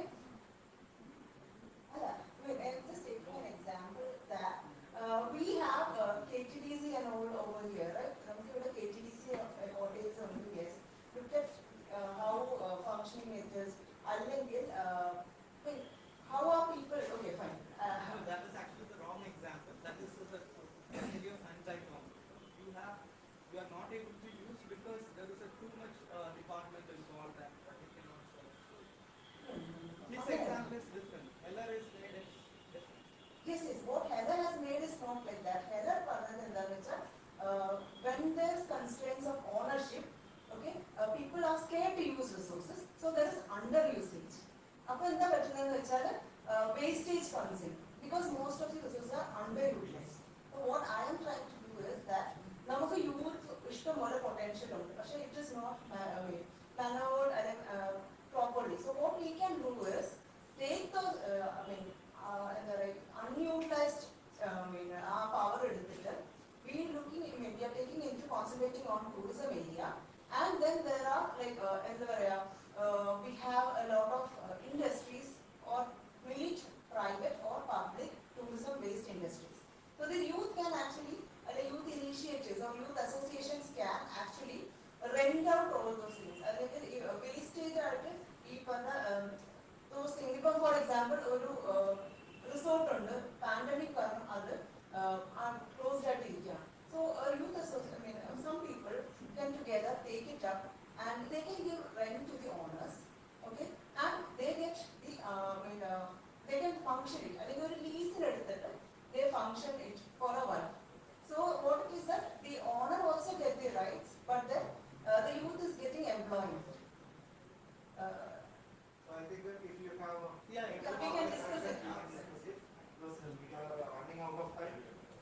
have two more presenters, knowledge economy, some lessons based on historical experience by Subin Dennis. If you have any specific question to Dennis, you may ask. I have, otherwise I will go on to the next question. Knowledge economy, some lessons based on historical experience by Subin Dennis. I have only one point. I don't have. I basically agree with what you said. Once we get into agreement at that point, there's still a lot of fight to make. That's all I have. I agree with your overall point. But once that's in it, we have to look for all sorts of what are the chinks in the system? How do we fine tune our economic policies within what we say? That's my comment. There's a comment to it. And yeah, I want to know.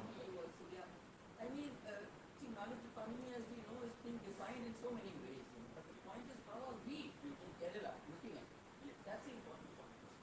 That's where, this whole thing of are we looking up to so-and-so or not looking up to so-and-so, traditional knowledge, all that sort of thing, if we as a state are very aware of all this, we will definitely be looking at that. That's what I was thinking. In that sense, I also have a similar comment, because in that sense it is maybe you can't be heard. Yeah. In that sense, actually, he's giving a kind of a good perspective which we have to really see how we have to move on. So I think it's an interesting one. And the last one of the series is towards a knowledge society, a step towards participatory development by Niranjana CJ. So Niranjana, if you have any questions to Niranjana, yeah, Niranjana is here. Yeah, Niranjana, please come. നിരഞ്ജനയുടെ ചോദ്യം ഇതാണ്: പരമ്പരാഗത തൊഴിൽ മേഖലയിൽ നൂതന ആശയങ്ങളും ടെക്നോളജിയും കടന്നു വരുമ്പോൾ അതിന്റെ ജൈവപരമായ സ്വഭാവം മാറുന്നതുകൊണ്ട് അത്തരം ആൾക്കാർ ഈ മേഖലയിൽ നിന്ന് ഒഴിഞ്ഞു പോകുന്ന പ്രവണത കണ്ടുവരുന്നു. ഉദാഹരണം, തെങ്ങുകയറ്റ തൊഴിലാളികൾ. ഇത് പരമ്പരാഗതമായ നമ്മുടെ അറിവുകളെ നിലനിർത്തുന്നതിനെ ബാധിക്കുമോ? ചോദിച്ചതാണ്. തൊഴിലിൽ ജനാധിപത്യവൽക്കരണം നടക്കുന്നു എന്നത് നേട്ടമായി കാണുന്നു. സാറാണ് ചോദ്യം എഴുതിയെന്നറിയില്ല.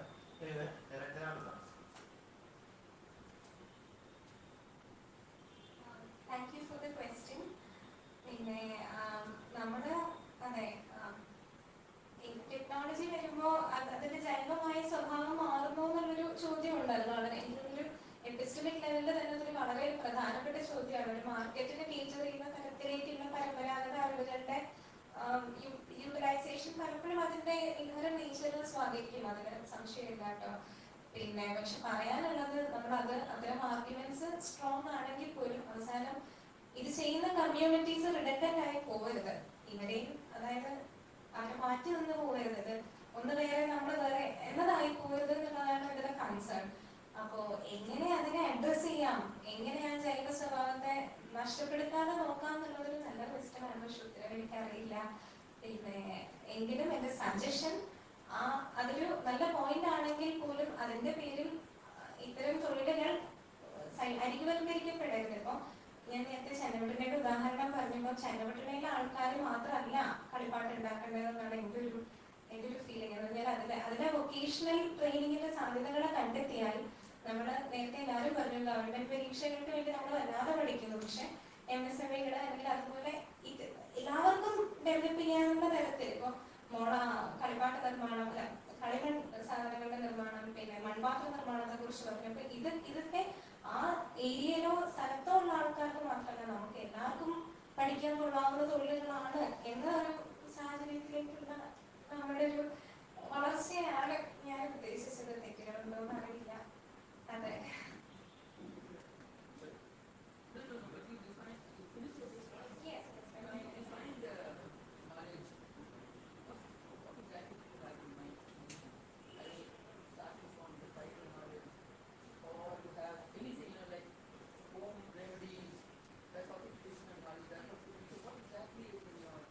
Because if it is things like home remedies and all, then I think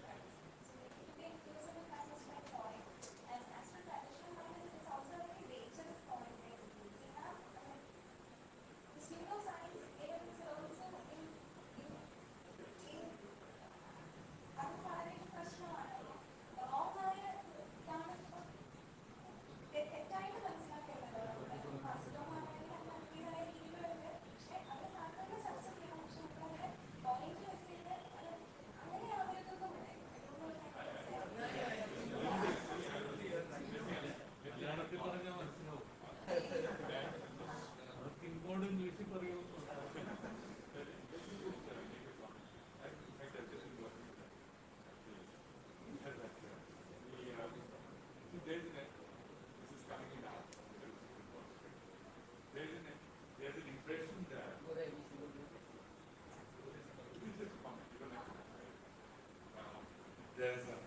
there's an impression that when you talk about growth, you're talking about science, technology, engineering, etc. When you talk about sustainability, you're talking about traditional knowledge. This is completely wrong.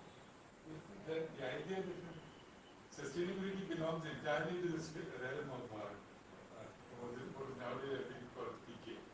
Traditional is simply wrong. Conservation, sustainability all require very, very modern scientific concepts also.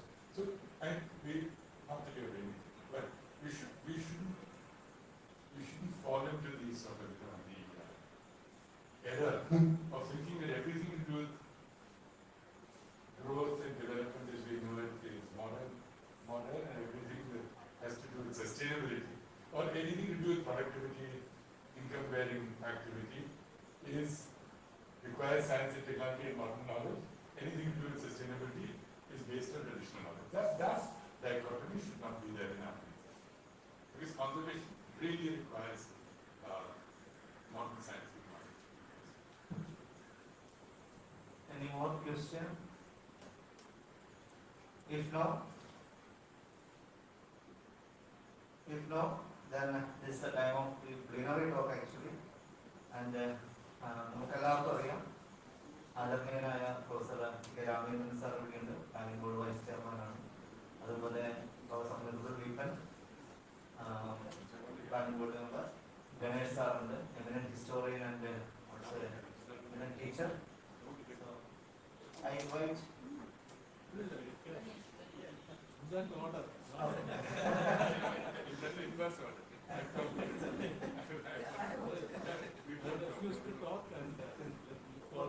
ഒരു വാക്ക് ഇന്നത്തെ ഈ നമ്മുടെ ഒരു സെഷന്റെ പ്രത്യേകത സാധാരണ top two bottom ആണ്, നമ്മൾ bottom to top ആണ്. അപ്പോൾ എല്ലാവരുടെയും പ്രസന്റേഷൻ ഇവർ കേട്ടു, കൃത്യമായ രീതിയിലുള്ള വളരെ സ്പാർക്കിംഗ് ആയിട്ടുള്ള thoughts, questions and replies. So I invite Professor Ganesh sir to deliver his speech.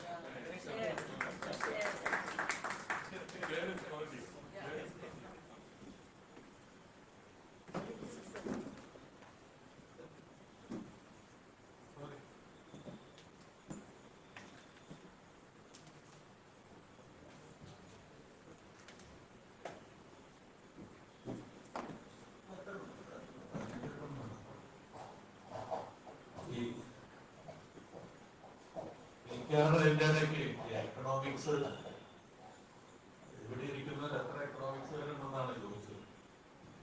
ഞാൻ കൈവക്കാനാണ് ഉദ്ദേശിച്ചത്. എക്കണോമിക്സുകാരനല്ലാത്ത, എക്കണോമിക്സ് പഠിക്കാത്ത ഒരാള് എത്ര പേരുണ്ടെന്ന് കൈവക്കാതിരിക്കുന്ന നന്നായിരിക്കുന്നതാണ് എന്റെ അഭിപ്രായം. ഞാൻ മാത്രമേ ഉണ്ടോ?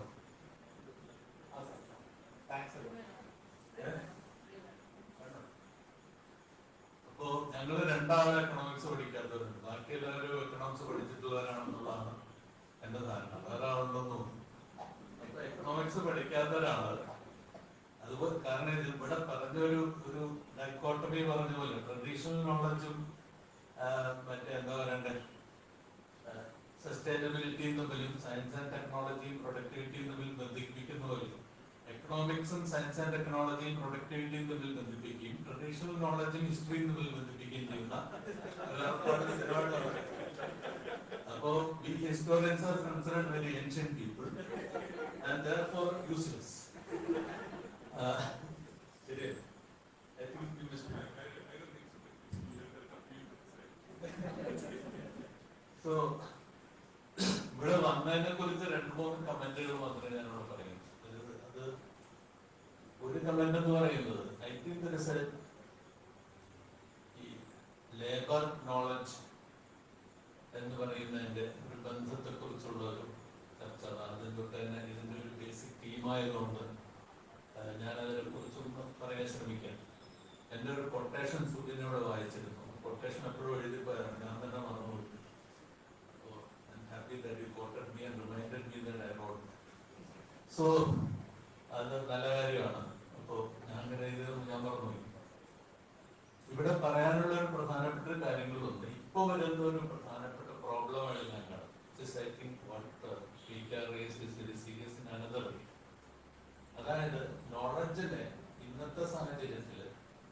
ഇൻഫർമേഷനായിട്ട് ഡിഫൈൻ ചെയ്യും. ഇൻഫർമേഷനായിട്ട് ഡിഫൈൻ ചെയ്തതിനു ശേഷം അതിനെ സയൻസ് ആൻഡ് ടെക്നോളജിയുമായിട്ട് ബന്ധപ്പെടുത്തുക. അങ്ങനെ വരുമ്പോൾ ഡിജിറ്റലാക്കി മാറ്റുക.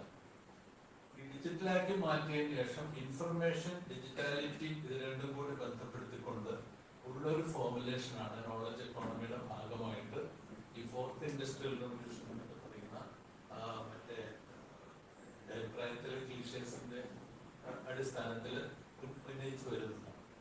ഐ തിങ്ക് ഇറ്റ് ഇസ് അതൊരു ഫോൾസ് ആയിട്ടുള്ള ഒരു സംഭവമാണെന്നായിട്ടാണ് എനിക്ക് തോന്നുന്നത്.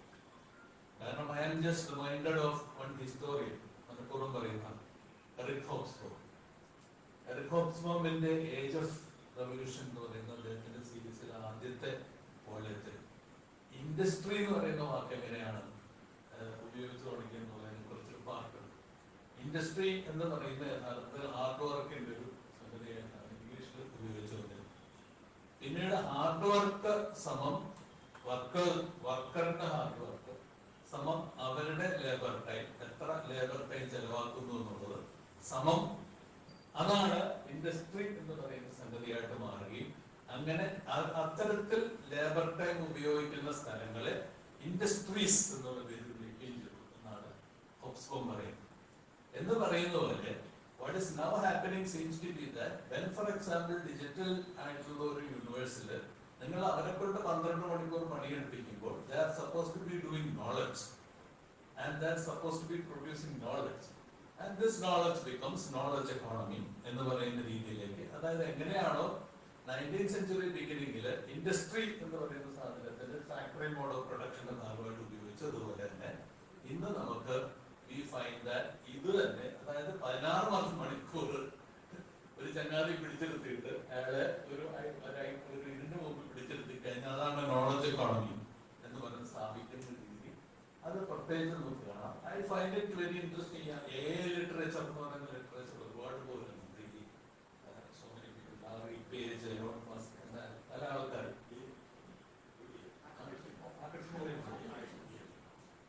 ഒരുപാട് സാധനം വരുന്നുണ്ട്. അതിലൊക്കെ തന്നെ വരുന്ന സംഗതി ഇതാണ്, അതായത് നിങ്ങൾ എത്ര സമയം ഇതിനുവേണ്ടി. സോ ഇന്റലിജൻസ് ഇസ് ദാറ്റ്, അതായത് ഫിസിക്കൽ സബ്സ്ട്രേറ്റ് ഇല്ലാത്ത ഇന്റലിജൻസ് ആണ് പ്രധാനം.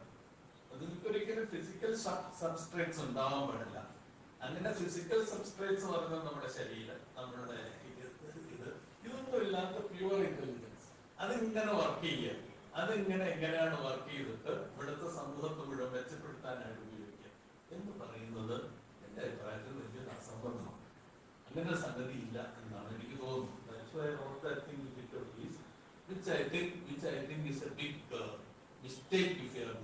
അങ്ങനെ ഒരു സംഗതിയാണ് ഇവിടെ വർക്ക് ചെയ്യുന്നത്. അതിന് IQ, all this neo behavior is nonsense. I'm sorry. IQ പോലത്തെ സംഗതികളൊക്കെ മിക്കവാറും ന്യൂ ബിഹേവിയർ ഇസ് നോൺസെൻസ് ആണ്. അതിന്റെ അടിസ്ഥാനത്തിൽ ജസ്റ്റിഫൈ ചെയ്യാം. ആ ജസ്റ്റിഫൈ ചെയ്തുകൊണ്ട് അതിനെ വെച്ചുകൊണ്ട് വലിയൊരു പ്രോഗ്രാമർ സൃഷ്ടിക്കുക. And then actually subsume labour ഉണ്ട്. യഥാർത്ഥത്തിൽ നടക്കുന്ന ലേബറിനെ അതിന്റെ അകത്ത് സബ്സ്യൂം ചെയ്യുന്ന ഒരു ഏർപ്പാട് എന്ന് പറയുന്നതാണ് ഇപ്പൊ നടക്കുന്നതെന്നാണ് എന്റെ സംശയം മാത്രമാണ്. അത് unfortunately which cannot be accepted by me. പക്ഷേ നിങ്ങൾക്ക് പലർക്കും സ്വീകാര്യമായിരിക്കും, എനിക്കത് സ്വീകാര്യമല്ല നമ്മൾ ആദ്യം തന്നെ പറഞ്ഞു തുടങ്ങി. അതിന് പകരം ഞാനിവിടെ പറയാൻ ശ്രമിക്കുന്ന മറ്റൊരു പ്രധാനപ്പെട്ട ഒരു സംഗതി, but the points which were raised here raised very important questions. ആ ക്വസ്റ്റ്യൻസിലേക്ക് particularly since Eapen presented knowledge economy എന്ന് പറയുന്നത് നമ്മൾ കാണുന്ന രീതി കാണണം എന്നുള്ള ഒരു പോയിന്റ് കൂടി. How Kerala people is actually looking at it. ഞാൻ 2-3 എക്സാമ്പിൾസ് മാത്രം പറഞ്ഞു കൊടുക്കണം. അത് എന്റെ അനുഭവങ്ങളിൽ നിന്ന് വന്ന എക്സാമ്പിൾസ് ആണ്. ഒന്ന് ഇവിടെ പോട്ടറിയെ കുറിച്ച് പറയണ്ടായി. പോട്ടറിയെ കുറിച്ച് we can also asking questions. I think it's a very interesting thing. Potter's പറയുന്ന ആൾക്കാര്, if you look at it, I am viewing it historically. എന്റെ ഒരു ബേസിക് പോയിന്റ് ഹിസ്റ്ററി ആണ് എന്നുള്ളതുകൊണ്ട് തന്നെ അതിൽ നിന്ന് തന്നെയാണ് ഞാൻ എടുക്കുന്നത്. പോട്ടേഴ്സ് പറയുന്ന ആൾക്കാരല്ല, if you look at them carefully, majority of them are not Malayalis. മിക്കവാറും പേര് മലയാളികളാണ്. അവർ പുറത്തുനിന്ന് വന്നതാണ്. അവര് മലയാളം സ്പീക്കിംഗ് ആണ്, but they were migrants originally. അവരെന്തുകൊണ്ട് ഇവിടെ വന്നു? എന്തുകൊണ്ടാണ് ഈ മലയാളം സ്പീക്കിംഗ് അല്ലാത്ത ആൾക്കാരെ എന്തുകൊണ്ട് കേരളത്തിൽ അവർ വന്ന they were in search of resources. അവർ വന്ന റിസോഴ്സസ് ഉണ്ടായിരുന്നു. റിസോഴ്സസ് എന്താണ്? ക്ലേ ആണ്. നമ്മളുടെ ഇവിടുത്തെ ബേസിക് ആയിട്ടുള്ള പ്രത്യേകിച്ച് മലബാർ ഭാഗത്തുള്ള മിക്കവാറും സ്ഥലങ്ങളിലുള്ള അവിടുത്തെ സാധാരണ മണ്ണിൽ it contains a large amount of clay. ഈ ക്ലേ അരിച്ചെടുത്ത് കളിമണ്ണ് അരിച്ചെടുത്ത് ഈ കളിമണ്ണ് അരിച്ചെടുക്കാനുള്ള അരിപ്പുകൾ ഉണ്ടായിരുന്നവർക്ക് ആ കളിമണ്ണ് അരിച്ചെടുത്ത് അത് വെച്ചുകൊണ്ടാണ് ഇവര് യഥാർത്ഥത്തിൽ ഈ pottery ഉണ്ടാക്കിക്കൊണ്ടിരുന്നത്. If you are looked at the technology which they are using, technology use ചെയ്യുന്ന രീതി ശ്രദ്ധിച്ചു കഴിഞ്ഞാൽ പശുവിന്റെ ആല പോയി കഴിഞ്ഞ് കഴിഞ്ഞാൽ കാണാൻ പറ്റും. ഇത് വെച്ചുകൊണ്ട് കളിമൺ അപ്പൊ എന്ന് പറഞ്ഞു കഴിഞ്ഞാല് you separate actually clay from the ordinary soil. There are no clay deposits here. Clay is actually part of the ordinary soil. ഈ clay deposits ന്റെ clay അരിച്ചെടുത്ത് മാറ്റിയെടുത്തിട്ട് ആ clay വെച്ചുകൊണ്ടാണ് പാത്രങ്ങൾ ഉണ്ടാക്കിയത്. Gradually, that's I hope you would have gone into it. Gradually what happened was this clay deposits ഉള്ള സ്ഥലങ്ങൾ അവിടെയാണ് ഈ പറഞ്ഞ ഈ tragedy of commons anti commons discussion വന്നത്. ഈ ക്ലേ ഉണ്ടാക്കുന്ന ഡെപ്പോസിറ്റ്സ് പല സ്ഥലങ്ങളും they became actually private road. അതുകൊണ്ട് ഇവർക്ക് കിട്ടാനില്ലാതെ they could not get that clay. മുമ്പായിരുന്നെങ്കിൽ പണ്ട് കാലത്തായിരുന്നെങ്കിൽ ഉണ്ടായിരുന്ന ഗുണം എന്ന് പറയുന്നത് ഈ ക്ലേ ഡെപ്പോസിറ്റ്സ് ഉള്ള സ്ഥലങ്ങളിൽ ഈ പഴയ ജന്മിമാരെ നമ്മൾ എന്തുമാത്രം ചീത്ത പറഞ്ഞാൽ നല്ല കാര്യമാണ്. പർട്ടിക്കുലർലി ബ്രാഹ്മണിക്കൽ അപ്പൊ അതുകൊണ്ട് നമ്മൾ അറ്റാക്ക് ചെയ്യേണ്ടതാണ്. പക്ഷെ ഇവരുടെ ഒരു ഗുണം എന്താ? ഇവര് മണ്ടന്മാരായതുകൊണ്ട് അങ്ങനെയുണ്ട്. ഇവര് മണ്ടന്മാരായതുകൊണ്ട് ഒരു ഗുണം എന്താ വെച്ചാൽ ഈ സംഗതി ഇവർക്ക് അറിഞ്ഞു.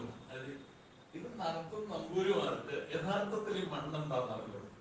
ഈ മണ്ണെന്താന്ന് അറിഞ്ഞുകൊണ്ട് പശവൻ വന്നിട്ട് ഇവരുടെ ഞങ്ങൾ മണ്ണടിച്ചുകൊണ്ട് പോയിക്കോട്ടെ എന്ന് ചോദിച്ചു കഴിഞ്ഞാൽ മണ്ണടിച്ചുകൊണ്ട് പോകാൻ പറ്റും. അങ്ങനെയാണ് ഇവർ ജീവിച്ചത്. They were actually subsisting on the Jemmy's lands.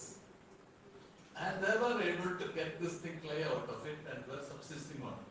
Then ഈ ഭൂപരിഷ്കരണം വന്നു, land reforms വന്നു, the entire thing was partitioned, but private property developed. Private property was later splintered. What happened was each part became somebody's property.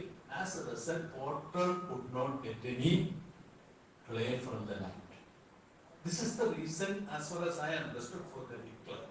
അതിന് കൃത്യമായിട്ട് if you want to look at it, Thiruvilwamala, Pazhayannur തുടങ്ങിയിട്ടുള്ള പ്രദേശങ്ങളിൽ ധാരാളം Potter's colonies ഉണ്ട്. I think that's a point. So you know it. അപ്പൊ അവരുടെ ഡിക്ലൈനിന്റെ കാരണം ഇതാണ്.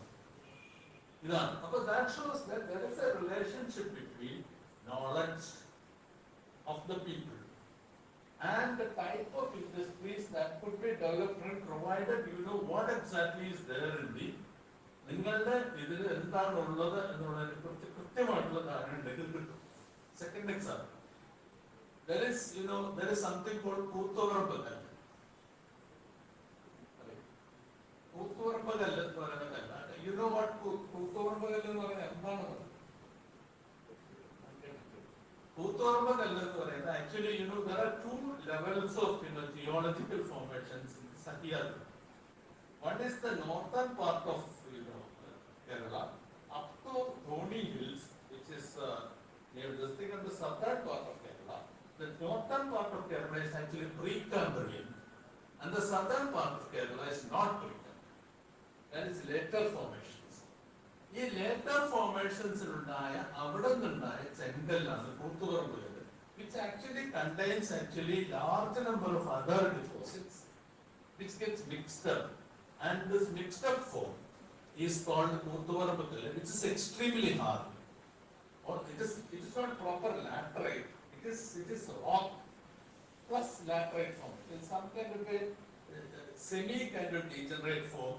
That is what is called Kootuvarambu kallு. It is extremely solid. Therefore, it is extremely good material for building construction. But we have lost this Kootuvarambu kallு primarily because of one quarry, extensive quarry, which has destroyed a large amount of formations by now.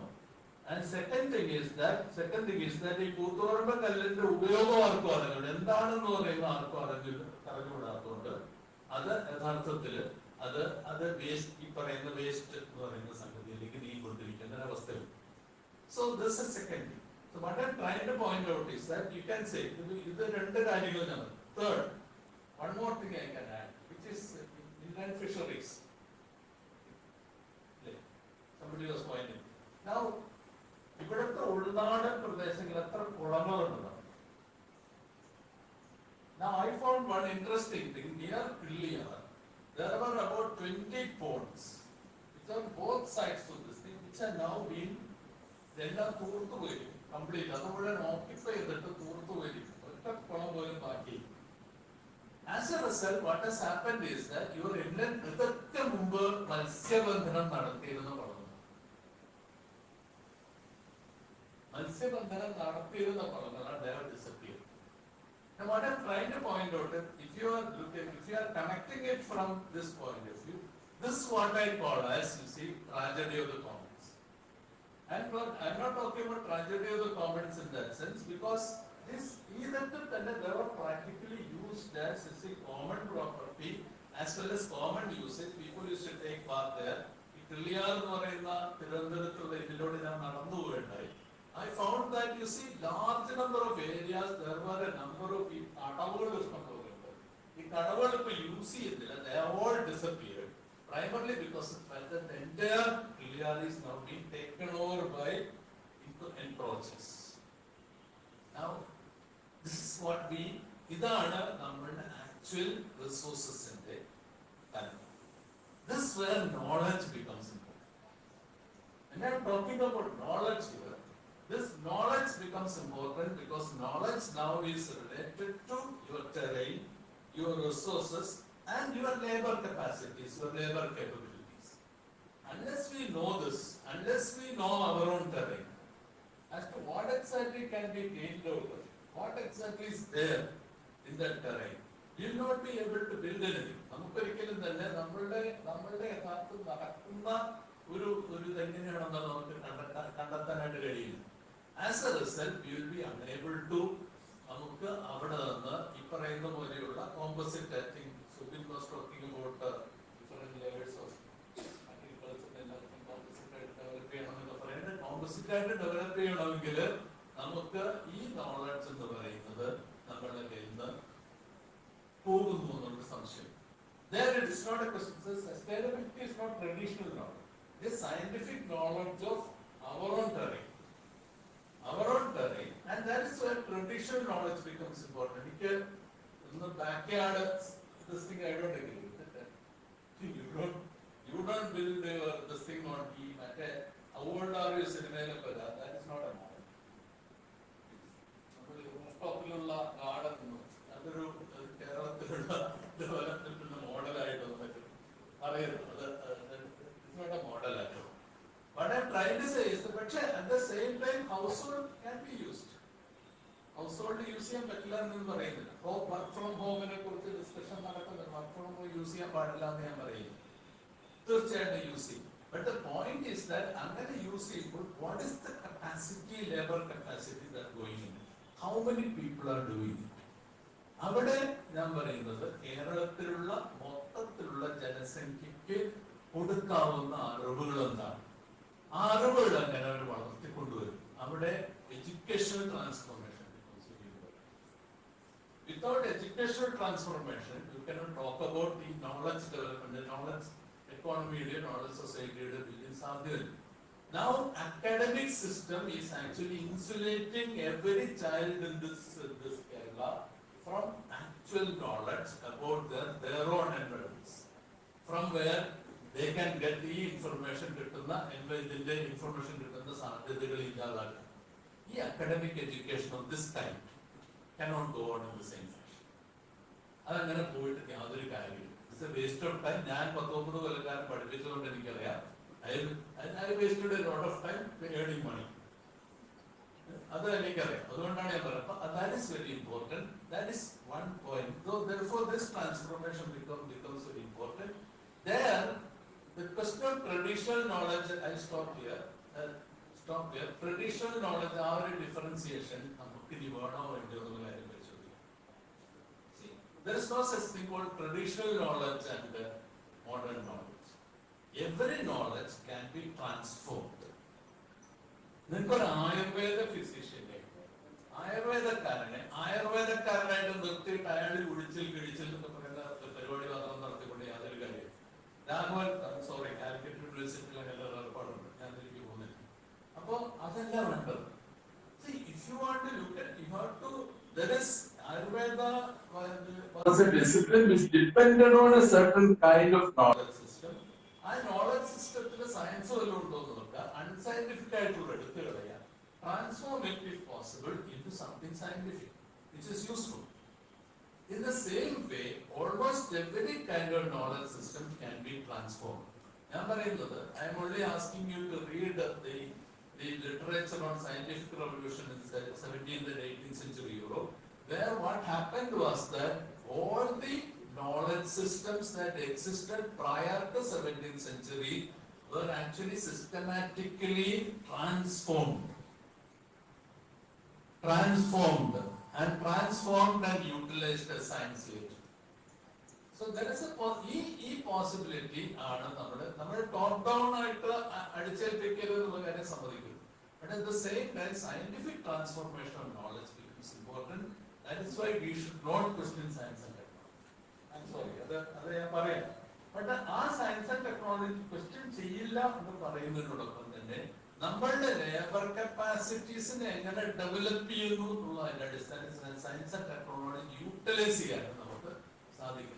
We don't want a generation of people who, instead of toiling in the fields for 16 hours, sit before a computer piece for 16 hours of it.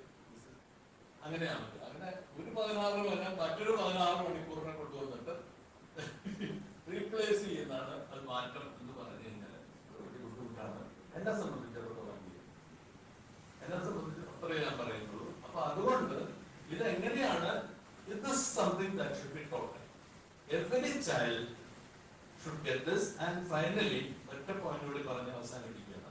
Knowledge society has to be built on social justice, democracy, social justice, equity ഇല്ലാത്ത ഒരു knowledge economy society സ്വീകാര്യമല്ലെന്ന് പറയാം. ഇത് മൂന്നുമില്ല, ജനാധിപത്യം ഇല്ലാത്ത, സാമൂഹ്യനീതി അംഗീകരിക്കാത്ത, അതിനോടൊപ്പം തന്നെ സമൂഹത്തിലുള്ള സമത്വത്തിന്റെ, അവസര സമത്വത്തിന്റെ തലം അംഗീകരിക്കാത്ത, ഇല്ലേ, ഇക്വിറ്റബിൾ ആയിട്ടുള്ള കോമ്പറ്റീഷൻ ആയിക്കോട്ടെ. There has to be competitiveness will have to develop, but that should not be a level by which you actually ഈ പറയുന്ന ഇൻഡിവിജ്വൽ കോമ്പറ്റീറ്റീവ്നെസ് എന്ന് പറയുന്നത് ഒരു മെറിറ്റോക്രസി, ഒരു മൈനോറിറ്റി ഡിജിറ്റലി കോമ്പറ്റന്റ് മെറിറ്റോക്രാറ്റ്സിനെ സൃഷ്ടിക്കാനുള്ള കോമ്പറ്റൻസി ആവരുത് എന്നുള്ളത് വളരെ പ്രധാനമാണ് എന്ന് ഞാൻ കരുതുന്നു. അത് വെച്ചുകൊണ്ടുള്ള ഒരു ചർച്ചയാണ് തോന്നുന്നത്. അത്രയും ഞങ്ങൾ പറയും. Thank you so much sir. നമുക്കറിയാം, പരമ്പരാഗത വ്യവസായത്തിന്റെ ഒരു ചരിത്രപരമായ വീക്ഷണം മുതൽ ഒരല്പം ഭൂമിശാസ്ത്രവും അതോടൊപ്പം തന്നെ ആധുനിക സമൂഹത്തിലെ മാറുന്ന തൊഴിൽ സംസ്കാരത്തിന്റെ സമത്വത്തെ കുറിച്ചുമൊക്കെ വളരെ ബ്രീഫായി തന്നെ നമ്മളോട് സംസാരിച്ച ഗണേഷ് സാറിന് നിങ്ങളുടെ എല്ലാവരുടെയും പേരിൽ നന്ദി അറിയിക്കുന്നു. ഒഫീഷ്യൽ നന്ദി പുറകെ വരുന്നുണ്ട്. എങ്കിൽ കൂടി സമയക്കുറവ് മൂലം അടുത്ത ടോക്കിലേക്ക് പോവുകയാണ്. അതിനായി പ്രൊഫസർ മൃദുൽ ഈപ്പൻ അവരുടെ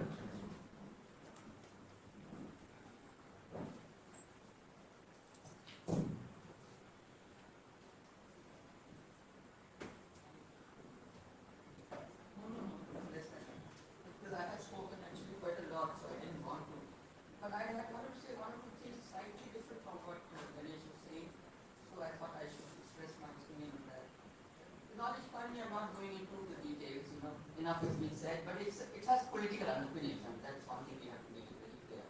So knowledge economy in a capitalist society is something very different from what it would mean in a society which is, I call ourselves a socialist society, so it's going to be very different. But of course there is this whole issue of we are also existing in a certain global environment. So that we cannot really decipher. That there is a certain science and technology which we would need now, being in a global context, which we have to probably adapt. And how we do it is depending on how we need it for our state. So we need science and technology for agriculture innovations, for industry, for tourism, for health, for education. So we decide how we need it, and that's how we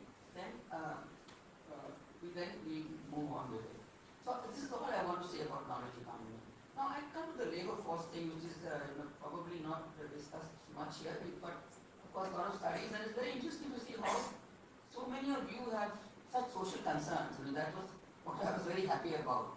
Nobody was going, straight out for something which ignores a large part of the Kerala population, which is involved in certain types of industries that you have taken up, whether it's MSMEs, whether it's pottery, whether it's traditional sectors.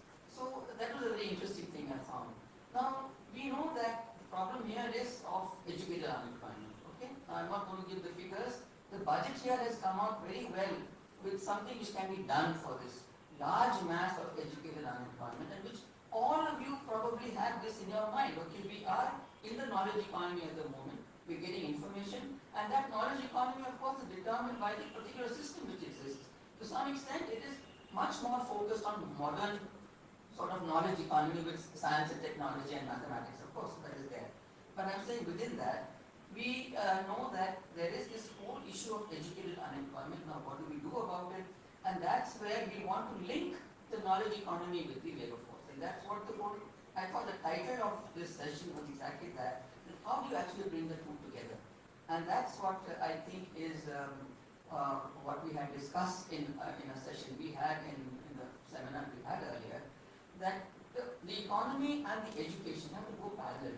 So we are meeting the current demands of what is required by the economy and also anticipating what is going to be required in the future and preparing for it. So that sort of a thing should happen very much in bringing the two together. There should be a smooth transition from the education, training field to the employment field. Because though we know that knowledge is intrinsically valuable, we have to have, at some point of time, we know that we have to get work. We have to also be working and be employed. That is also very important for us to survive. So that is the sort of thing I wanted to say, that now if we look at the budget, I mean, there's enough, I don't even have to say anything about it. Very interesting programs have been brought in. For instance, the whole issue of the higher education being transformed into a knowledge economy, but that also on our own terms and conditions, you see. And the fact that we have these centers of excellence and we have these postdoctoral fellowships, because we know that research is very much lacking. I mean, the type of research which we need for a large-scale transformation of the economy is still not, is still sort of very nascent in our universities. Though we know that there are lots of people doing, quite a few of you are PhD scholars, but the type of research which is needed to sort of bring in a whole lot of new ideas into the development of the society still has to be done. So lots of 500 or so scholarships being offered, these centers of excellence being announced, and then of course the whole issue of the potters, for instance. Now maybe these potters can also go register in the list portal which is being there, which is going to be starting with all educated plus also not so educated have a chance of going and registering somewhere where they can be taught certain skills, the MSMEs. Now where do they learn the skills? This is one of the things where they can learn it. And in fact, KDS is operating with Kudumbushi on how to skill those women. So that is another big thing that is happening, is portals are going to be created on which you can all go and register, and then somebody has to then do the exercise of finding out. I think the skilling mission or something is there. Who needs what skill and what has to be done. So I think this whole issue of economy and education going together with the state government to some extent has been doing a lot of thinking on it, and we are trying to see how to move forward on this. And that is what I wanted to say here, that we have to take into account some sort of modern technology because of the environment that we are in. And I would also say that if supposing, as we know, that the knowledge is becoming marketable or is being treated as a traded good, to some extent, why not? I mean, why not understand that people are here educated for doing certain of the jobs which are required outside, especially now during this period. Why not? Why don't these people go out and we facilitate their taking jobs outside? So I'm saying there's a slight difference in the way Ganesh has put the thing and the way I would like to present it, that there is a certain type of environment we are in, there's a certain kind of change that has occurred, but if we are quite sure of how we know how to go forward, I think we should go forward in trying to bring the knowledge economy together with the employment. Thank you so much. It was wonderful. Thank you, madam. She talked about the modern history, modern economy, then how to transform this education into employment, and also regarding the salient features of Kerala budget, especially the BDFs, Center of Excellence, etc., Potteries, etc. So we can have some more interaction after the next talk. Next, I invite Honorable Vice Chairman of Planning Board, Prof. Kiran, to deliver his talk.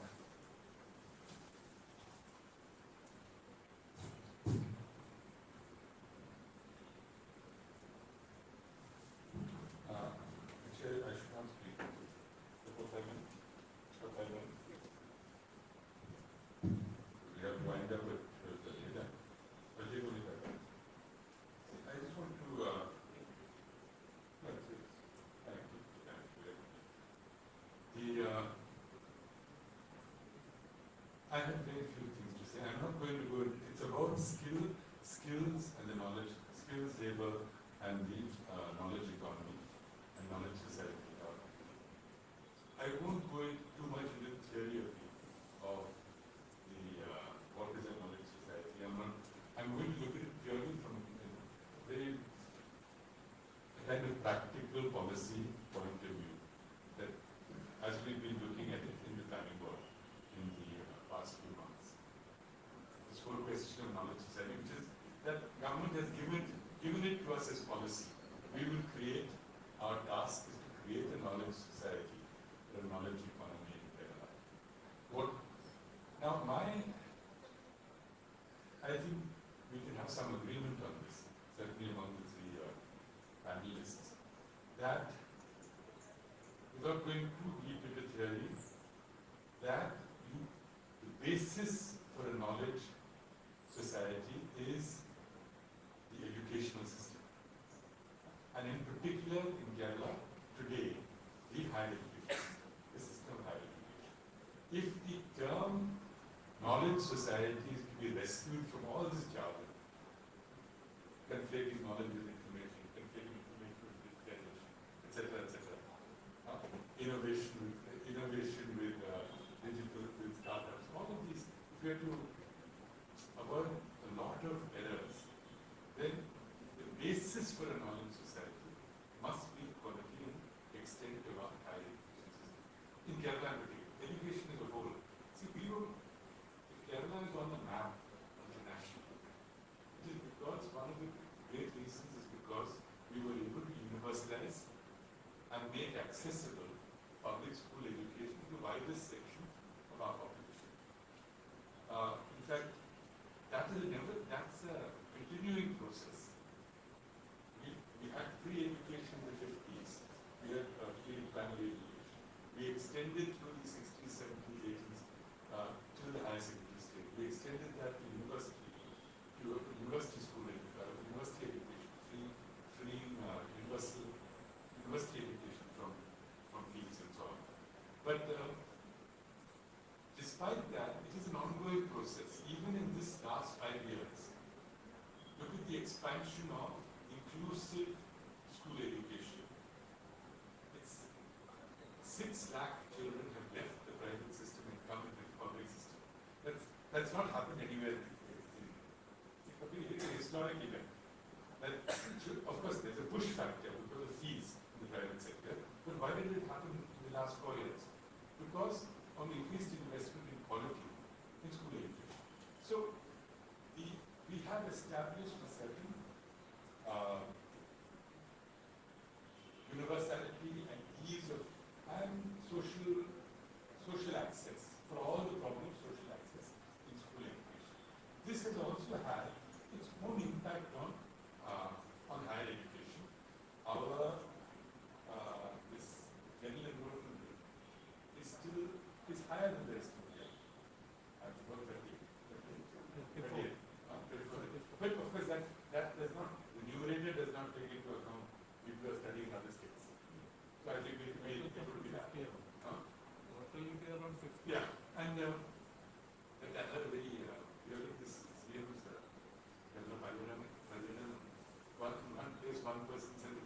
generation, every woman should be there. And that's possible. But at this present stage, although we exceed the national average year in higher education, and although we have an outstanding performance in many aspects of school education, I think there is more. We can admit that the state is still to establish itself as an outstanding location for higher learning and research. And I guess came up with Ganesh's presentation, making this a priority. If we are agreed that a knowledge society requires a base in higher, so I'm really restricting this discussion, taking it away from many of the conceptual things that both that many of you students and Ganesh brought up. Just restricting it to, let's look at how we can improve higher education. This also I recently had this had the opportunity of attending the CMET campus meetings in Kochi, Trivandrum and Kottayam, Kozhikode and Kannur. I think that we have to look at a few, 5 or 6 areas that we have urged. And for this, it's got to come, we need expert opinion to help formulate the way ahead in higher education. And the experts should include educational experts, subject experts, stakeholders, that is so-called stakeholders, I don't like the term, but including teachers, students, administrators, and government officials who are in charge of higher education. All of them must come together. So I'm going to restrict the rest of my what I'm saying to this narrow field of how do we try and we have certain assets. So it's rejuvenation is also to create a vibrant system of higher education, which one area is curricular reform and innovation. Some you said obliquely Dr. Ganesh touched on. We need capacity building in individual disciplines and subjects, formulating strategies for undergraduate and postgraduate education and academic research, course design, planning for departments of excellence, sharing experiences with national experts on centers of excellence, teacher development. So there's a whole lot of issues to be covered by the entire field of curricular reform and innovation. That's one set of issues we have to deal with. The second set of issues that we have to deal with, and that's going very fast of course, that's what 3 minutes left, is institutional reform and innovation. That is, we must learn from successful examples in order to develop flexible administrative regulation. They've got to be transparent, they've got to be responsive to the needs of teachers and students. We have to look at the different forms of administration that we've adopted in our higher education system, and how can we best reform and innovate with regard to institutions in order to improve our system. The third is online course development. This is an offshoot, but we have to look at, in the present stage, we have to look at this, we had actually a very good discussion on this in Kerala on online courses which are taken extremely seriously. Not which online courses sometimes can be even more rigorous whether it is a good course than the offline course. Of course, the offline course has its irreplaceable advantages, but we should be looking at this too. The fourth is looking at networks for teaching, research, and student exchange. I look forward to Kerala substantially expanding our national, international suggestions for developing a pool of experts from different disciplines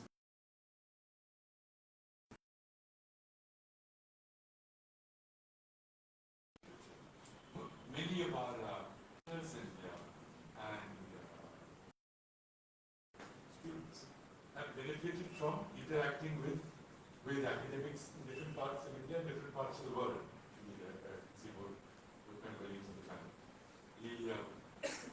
So that's the fourth area in which we have to look for higher education, networks for teaching, research, and education. The fifth is library development and IT on campus, and information technology on campus. How do we use that? What are the libraries? How do we make the best of modern library? One thing about new developments in library science,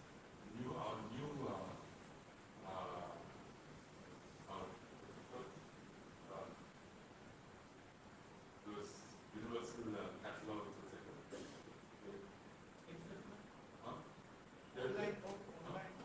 Yeah, no, the catalog, the combined catalog, which I direct for the internet.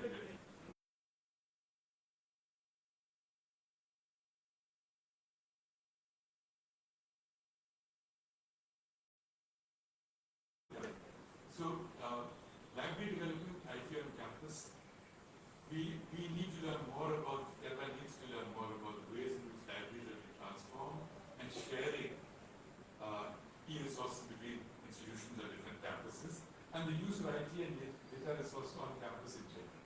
That's the fifth. The sixth area is, in fact,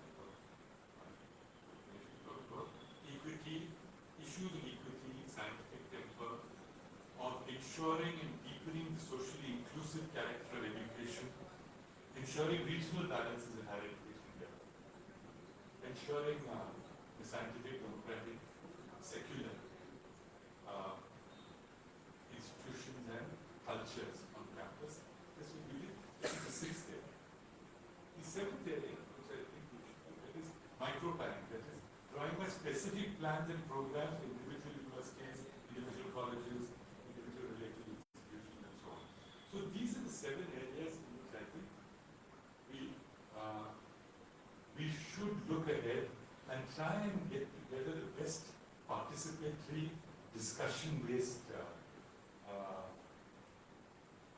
reform in order to build a vibrant and robust higher education system in Kerala. Why should we be constantly be looking outside for resources in higher education? Our children, our students from every walk of life in Kerala should be able to get what they want and the best in Kerala. So I think these are the 7 areas in which we should have discussion in which to ensure this. This is what and I hope if things turn out well, as they should in the next few months, then I hope that we will have a lot of opportunities to discuss these different areas in which to improve higher education in Kerala. I wanted to speak on skilling as well, but there's no time and there's no need also on skilling in this economy and skill development. We'll talk about that another time. But these are the 7 areas in which I just repeat them, that is curricular reform and innovation, institutional reform and innovation, online course development, networks for teaching, research and student experience, library development and IT on campus, the equity, scientific temper and democracy on campus, and secularism, and micro-planning for individual institutions. This is what I have to say. Thank you very much. Thank you for inviting me. And may I congratulate all of those who participated. It's been, you worked very hard and it is a very good discussion. Thank you. Thank you. I'm just taking 2 minutes from DC's time. But I forgot one thing.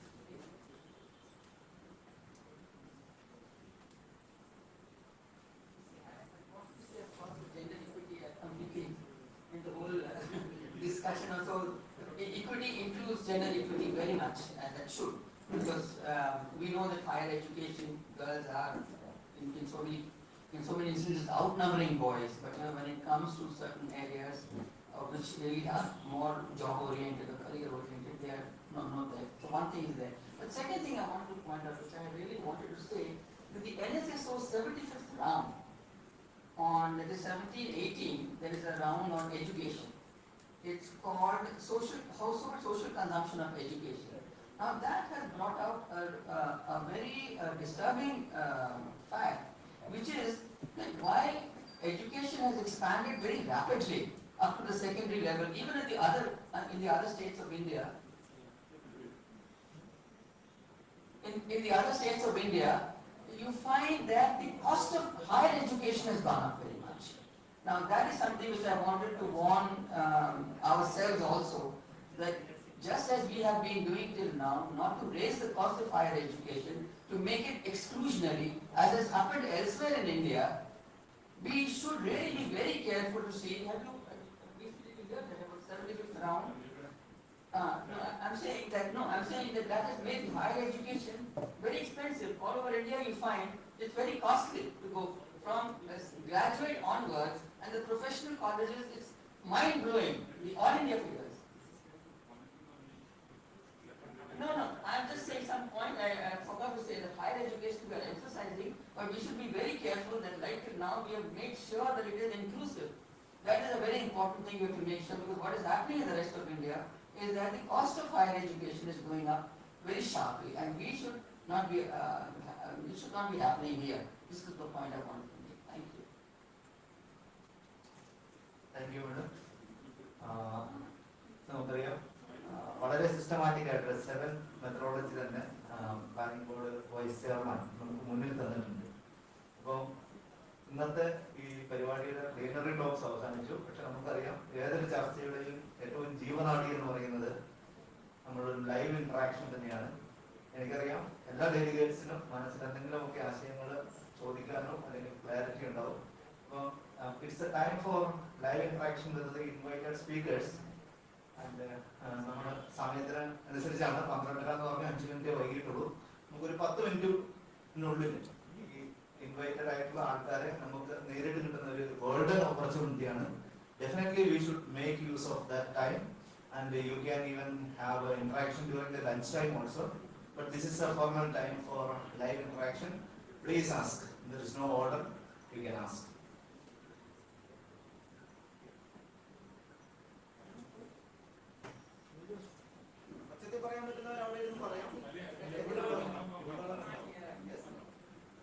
Those who want to ask questions can come over here. First of all, I'm addressing to Professor Ramachandram, sir. So as you said, the 7 proposals for the Director of Higher Education or educational quality betterment, and the first one, the curriculum flexibility. So it's one of the shocking, I'm giving you one of the shocking information is that, economics discipline ആണ് വേണ്ടത്. അപ്പോൾ 1992 ഒരു MA economics ന്റെ ഒരു question ആണ്, explain the Harrod-Toma model, and the same question repeating in the examination of 2020. See, actually whether we can provide or whether we can ensure the Bloom's taxonomy. That means suppose when we imparting the creativity to the students, there is a higher level of the Bloom's taxonomy is ensuring. But even at the higher educational level, we know our curriculum providing or ensuring only the understanding level of the students. Then how the curriculum flexibility is possible is an important question. And one more thing is that the institutional flexibility. Okay, the second one is the institutional flexibility. See, I'm working in an affiliated college. See, now a post-graduation program under the University of Kerala completing 2 to 2.5 years. And the graduation program, which will require 3 hours, but it's finishing within 2.5 years. Both the institutional flexibility is providing. See, okay, I'm giving opportunity to other people also. Thank you.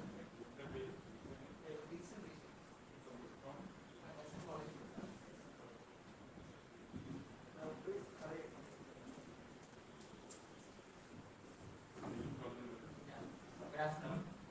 I'm Rabiyath. I'm doing my post-graduation in Media and Media Studies, Media and Communication at Hyderabad University. I'm reporting this event. Okay, I was started writing the report. And most of the things that you guys, some people are questioning about participated development, and you were talking about gender equality. But after an experience, after interviewing some people, for me personally, it's feeling that you guys are joking. You guys are joking here, especially with regard to that equality, because be it national education policy or be it any budget, you are not at all addressing the problems of a marginalized community, marginalized community called deaf people. In India, the problems of the deaf people are not at all addressed. Even in the BA courses, you are not at all addressing or including the possibility of including the sign language. We live in a country like India, where 18 million deaf people are there, and less than 250 interpreters are here. So, if you are calling this society and hold this setup as an inclusive one, then definitely it's a joke.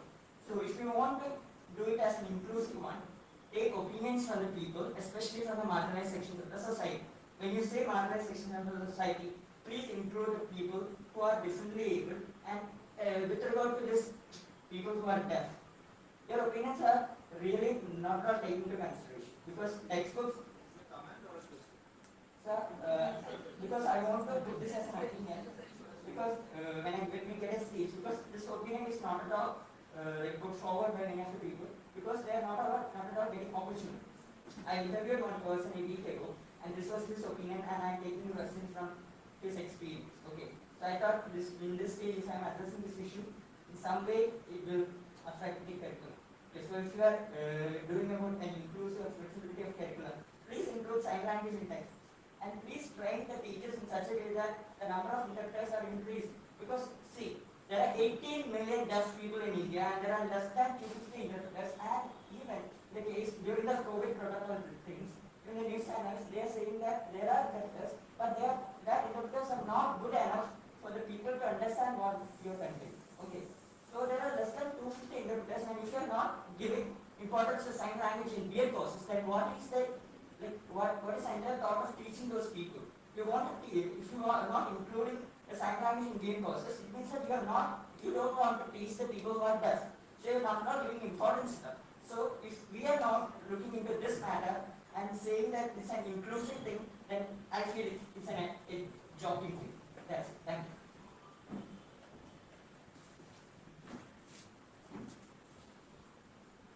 First of all, I would like to request the team to lend me also 2 to 3 minutes because I would like to address 2 to 3 things. First of all, my name is Anand, and I'm a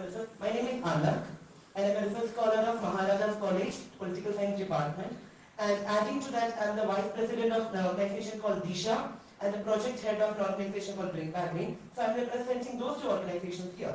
So first thing I would like to add to the vice chairman, sir, is that in 2019, Honorable Chief Minister of Kerala, Comrade Pinarayi Vijayan, had said that there will be sex education in the state of Kerala, but neither in 2020 sex education from the very next curriculum. And unfortunately, might be that 2020 we had a very bad academic year, maybe that. But even in 2020, when there were no signs of that. So, what's the progress of that with respect to the curriculum edition or whatever? The question can be to Vice Chairman sir or even Mridul ma'am. And the second question is regarding climate education. In 2019, I myself with the team Bring Back Green represented a letter with the curriculum plan to Honorable Education Minister, and it was forwarded to SCRT, but no positive signs were there. And this week we gave a detailed curriculum with the help of St. Thomas College of Education, Teachers Education College, Pala, to Ravina Mansur, the detailed curriculum. So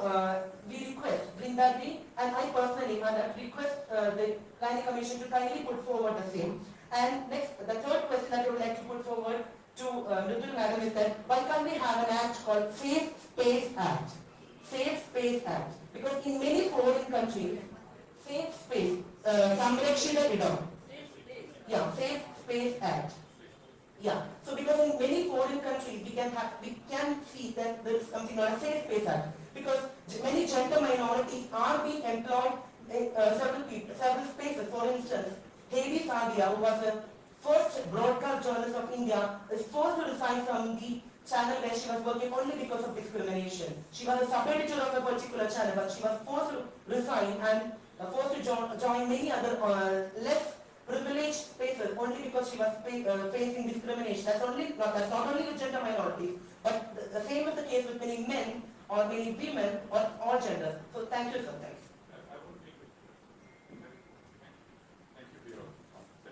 I just want to make a quick point. Firstly, on our colleague from Hyderabad, I completely agree. I think we should, in fact, it came up in during this, I think some of you may have seen it, came up during the same meetings. People, persons with disabilities had requested in future in all such meetings, there be an interpreter.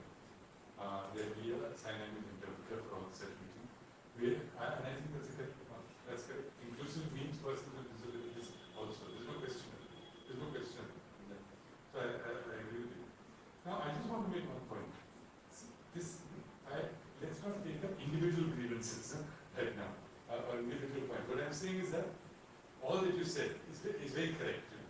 But they come within the broad framework of curricular reform or institutional reform. I was not giving a list of what we have to do. What I was trying to say was, these are the areas in which we must have discussions.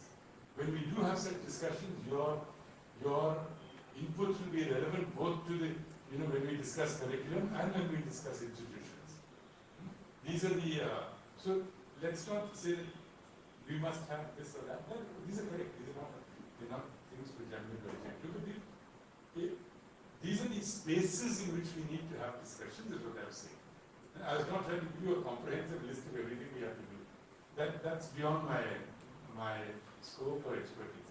I want to make, but I would like to raise one point which is very relevant, made by Dr. Ganesh, that the idea of curricular reform and innovation we should really also take that to our reform in school education. That it's as important in school education as it is in higher education, because that prepares, that creates the raw material for our higher education system. So I think that's a very important point that I left it out. And I think even when you're discussing higher education, you should be discussing curricular improvements in high school education as well. So that's a very important. There are two more. One is regarding the new education policy, calculations and skills. Like skills, that's what. See, the problem with that kind of formulation is a kind of, there is a distinction between what we call as skills and what the education policy itself calls as the order of merit. There is a distinction between merit and skills in the new education policy, which you have to dispense. All the children here and all the students will have to actually learn skills. They have to become skills instead of making a distinction. The second thing, which is equally important, I think, is that one has to gradually demolish the distinction between what we call as vocational education in schools with what we call as academic education in schools. This distinction eliminating Gobbins said, Gobbins breaking between education and training. Precisely. And also, once this question of education and training distinction is eliminated, then there is another point, is that one cannot confuse between, let us say, the type of training that is given to, let us say, Kurbasuri people and what is going on in an education institution. Because you may have to give additional inputs. But that's a whole new field. That's a whole new field of skilling. Absolutely. There's a lot to discuss in the whole business of also different levels of skilling. There's a lot of confusion there also at present. I just wanted to make the point that all of this must be based on a robust and flourishing system of higher education at some point. I think we should. Because the second last question, right? So last question. എല്ലാവർക്കും നമസ്കാരം. എൻ്റെ പേര് Harish. I M A MPhil scholar from the Department of History, University College. So questions അല്ല, എനിക്ക് എൻ്റെ ചില ആശങ്കകളാണ് ഞാൻ പങ്കുവയ്ക്കാൻ ആഗ്രഹിക്കുന്നത്. നമ്മുടെ ഈ ഒരു പ്രോഗ്രാമിന്റെ എയിം തന്നെ ഒരു നോളജ് സൊസൈറ്റി അല്ലെങ്കിൽ നോളജ് ഇക്കോണമിയിലേക്ക് കേരളത്തിലേക്ക് അപ്ഗ്രേഡ് ചെയ്യും എന്നുള്ളതാണ്. പക്ഷേ ഇവിടെ നടന്ന സംഭാഷണങ്ങളിലൊക്കെ തന്നെയും നമ്മളൊരു ഇക്കോണമി, പൊളിറ്റിക്സ്, പിന്നെ ഈ പറയുന്ന ഒരു എഡ്യൂക്കേഷൻ, ഇതിനെ കുറിച്ചൊക്കെ പറയുന്നത് we are not discussing much about the need for thinking about our ecology. നമ്മുടെ പരിസ്ഥിതിയെ കുറിച്ച്, പ്രത്യേകിച്ച് കേരളത്തിന് വളരെ ഡെലിക്കേറ്റ് ആയിട്ടുള്ള ഒരു പരിസ്ഥിതിയുള്ള ഒരു സംസ്ഥാനമാണ്. വളരെ ഡെലിക്കേറ്റ് ആണ്. അത് നമ്മൾ കഴിഞ്ഞ കുറെ എക്സ്പീരിയൻസിലൂടെ അനുഭവിച്ചറിഞ്ഞതുകൊണ്ട് ക്ലൈമറ്റ് എക്സ്ട്രീംസ് ഒക്കെ നമ്മളിപ്പോൾ നല്ല രീതിയിൽ അനുഭവിച്ചു വരുന്നുണ്ട്. നമ്മുടെ ഒരു പാരഡൈസ് ആക്കി ഗോഡ്സ് ഓൺ കൺട്രിയിലേക്ക് നിർത്തുന്ന പല സംഗതികളും ഇന്ന് മാറിക്കൊണ്ടിരിക്കുകയാണ്. അപ്പൊ ആ ഒരു സാഹചര്യത്തിൽ when we should be thinking about survivability instead of sustainability, what are we doing about that? ഈ ഒരു നോളജ് ഇക്കോണമി, നോളജ് സൊസൈറ്റിയിലേക്ക് നീങ്ങുമ്പോൾ നമ്മൾ ഈ ഒരു കാര്യങ്ങൾ എങ്ങനെയാണ് അഡ്രസ് ചെയ്യാൻ ഉദ്ദേശിക്കുന്നത് എന്നുള്ള ഒരു ആശങ്ക, ഒരു ചോദ്യം. മറ്റൊന്ന്, നമ്മൾ ഈ എഡ്യൂക്കേഷൻ സിസ്റ്റത്തിന്റെ റിഫോമിനെ കുറിച്ച് പറഞ്ഞു.